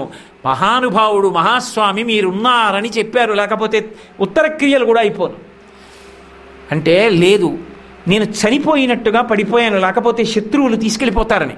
నేను చనిపోయాననుకుని లోయలోకి విసిరేశారు. అదృష్టవశాత్తు ఆటవికులు నన్ను కాపాడి వైద్యం చేసి విడిచిపెడితే నేను తిరిగి వచ్చాను. నేను చనిపోయానని అందరూ అనుకున్నారు, చనిపోలేదు, బ్రతికాను. ఎలా తెలిసింది మహాస్వామికి? ఆవిడ ముఖం చూసి చెప్పారు, నువ్వు సుమంగళివి, నీ భర్త వస్తాడమ్మా, బ్రతికున్నాడన్నారు. నేను ఇందాక మీతో మనవి చేశా కదూ, ఆయన నోటి మాట త్రికాల వీధి. వస్తున్న ఆపదని తప్పించగలరు. నేను ఎన్నని తెప్పగలను. ఆయన నమ్ముకున్న వాడికి లోటు ఏమిటి? అందుకు కదా వాళ్ళ నాన్నగారు అన్నారు, నీకు ఆయన పాదాలు అప్పచెప్పాను రా అని. ఓ కుటుంబం ఆయన దగ్గరికి వెళ్ళింది, ఎక్కడో సంచారంలో ఉండగా. ఆయన పిల్లవాడిని పిలిచి ప్రత్యేకంగా మాట్లాడి పటికి బెల్లం ముక్కలు చేతిలో పెట్టి ప్రసాదం గట్టిగా పట్టుకో అన్నారు. వాడు గట్టిగా పట్టుకున్నాడు. వాడినే బాగా అడిగారు, అడిగి వాడికే గట్టిగా ఇచ్చారు. గట్టిగా పట్టుకున్నాడు చేతిలో. పట్టుకుని పిల్లవాడు కదూ, పెద్దవాళ్ళు మాట్లాడుతుంటే అలా వెళ్ళి దిగుడు బావిలో పడిపోయాడు. పడిపోయిన వాడు అలా ఇలా ఏదో కొట్టుకుని మెట్ల దగ్గరికి చేరాడు. చేరి ఆ దిగుడు బావి మెట్టు పట్టుకుని గట్టిగా ఏడుస్తున్నాడు. అందరూ చూసి పరిగెత్తుకొచ్చి పిల్లాడిని పైకి తీసుకొచ్చారు. తీసుకొచ్చి వాడి పొట్ట నొక్కితే నీళ్లు బయటకు వచ్చాయి, కానీ చెయ్యిలా ఉంది. ఏమిటని విప్పి చూశారు. మహాస్వామి ఇచ్చిన ప్రసాదం పటికి బెల్లం ముక్కలు చేతిలో ఉన్నాయి. ఇది గట్టిగా పట్టుకో. రాబో ఉపద్రవాన్ని లెక్క కట్టి ప్రసాదం చేతిలో పెట్టి కాపాడారు. ఆయన్ని నమ్ముకున్న కుటుంబంలో పిల్లవాడిని కాపాడిన స్వామి మనం ఆయన పాదాలు నమ్మి ఉండగా మన ఆపదలను ఆయన చూడరా, మనని కాపాడరా? కాబట్టి మన జన్మ తరించాలన్నా ఆయనే, మనకి రక్షణ కలగాలన్నా ఆయనే. అపరశంకరుడు, శివావతారులు, మహానుభావులు, అన్నిటికన్నా ముఖ్యం ఆయన చేసిన ఉపదేశం, ఆయన చేసినటువంటి ప్రవచనం, ఆయన చేసిన అనుగ్రహ భాషణం, ఆయన ఆర్తి. అంతటి వృద్ధాప్యంలో ధర్మం విడిచిపెట్టకుండా, ధర్మం నోటితో చెప్పడం వేరు, ధర్మం ఆచరించడం వేరు. ధర్మం తప్పకుండా రిక్షా నడుస్తుంటే రిక్షాని ఇలా కుడి చేత్తో పట్టుకుని ఎడంచేత్తో సత్యదండం పట్టుకుని 95 సంవత్సరాల వయసులో నడిచి వెడుతుంటే అవతల వైపు నుంచి బస్సుల్లో వస్తున్న వాళ్ళు బస్సుల్లో చెప్పులు బూట్లు విప్పి రోడ్డుకి 2 పక్కల ఆగి 2 పక్కల నేల మీద పడిపోతే మధ్యలో నడిచి వెళ్ళారు. ఆ స్థాయి పొందిన జగద్గురువు పుట్టినటువంటి గడ్డ. అటువంటి మహానుభావుడు గుండెకాయతో సమానంగా చూసుకున్నటువంటి ప్రాంగణం. అటువంటి ప్రాంగణంలో ఆయనకి శివస్పర్శ కలిగిన ఏ రుద్రాక్ష అంటే ప్రాణమో అటువంటి రుద్రాక్ష మంటపంలోకి ఇవాళ చేరారు. ఆయన ఎంత ప్రసన్నులై ఎంత సంతోషంగా ఉంటారు నిజంగా. అటువంటి శుభవేళ ఆయన జీవితంలో ఆయన చేసిన ధర్మ ప్రబోధాన్ని జ్ఞాపకం చేసుకోవాలి. ఆ ధర్మాన్ని పట్టుకునే ప్రయత్నం చెయ్యాలి. దేనికన్నా కూడా అదే గొప్పది. వారి జీవిత సారమంతా కూడా ఆ ప్రబోధమే. ఆయన ప్రబోధాన్ని ధర్మాన్ని పట్టుకోవడంలో మనకి పూనికనిచ్చి మనందరం తరించడానికి కావలసినటువంటి అధ్యవసాయంతో కూడుకున్నటువంటి బుద్ధిని కూడా ఆ స్వామివారే తన యొక్క దివ్యమైనటువంటి నిర్హేతుకమైనటువంటి కృపా కటాక్ష వీక్షణముల చేత విభూతిగా మనని అనుగ్రహించాలని ఆ స్వామి పాదార విందములకు నా శిరసు తాటించి సాంజలి బంధకంగా మనందరి పలుపున నమస్కరిస్తూ మంగళాశాసనపరై మదాచార్య పురోగమై సర్వైశ్చ పూర్వైరాచార్యై సత్కృతాయాస్తు మంగళం. మంగళం కౌసలేంద్రాయ మహనీయ గుణాత్మనే చక్రవర్తి తనూజాయ సర్వభౌమాయ మంగళం. ఉమాకాంతాయ కాంతాయ కామితార్థప్రదాయినే శ్రీగిరీశాయ దేవాయ మలినాథాయ మంగళం. సర్వం శ్రీ ఉమామహేశ్వర పరబ్రహ్మార్పణమస్తు. స్వస్తి.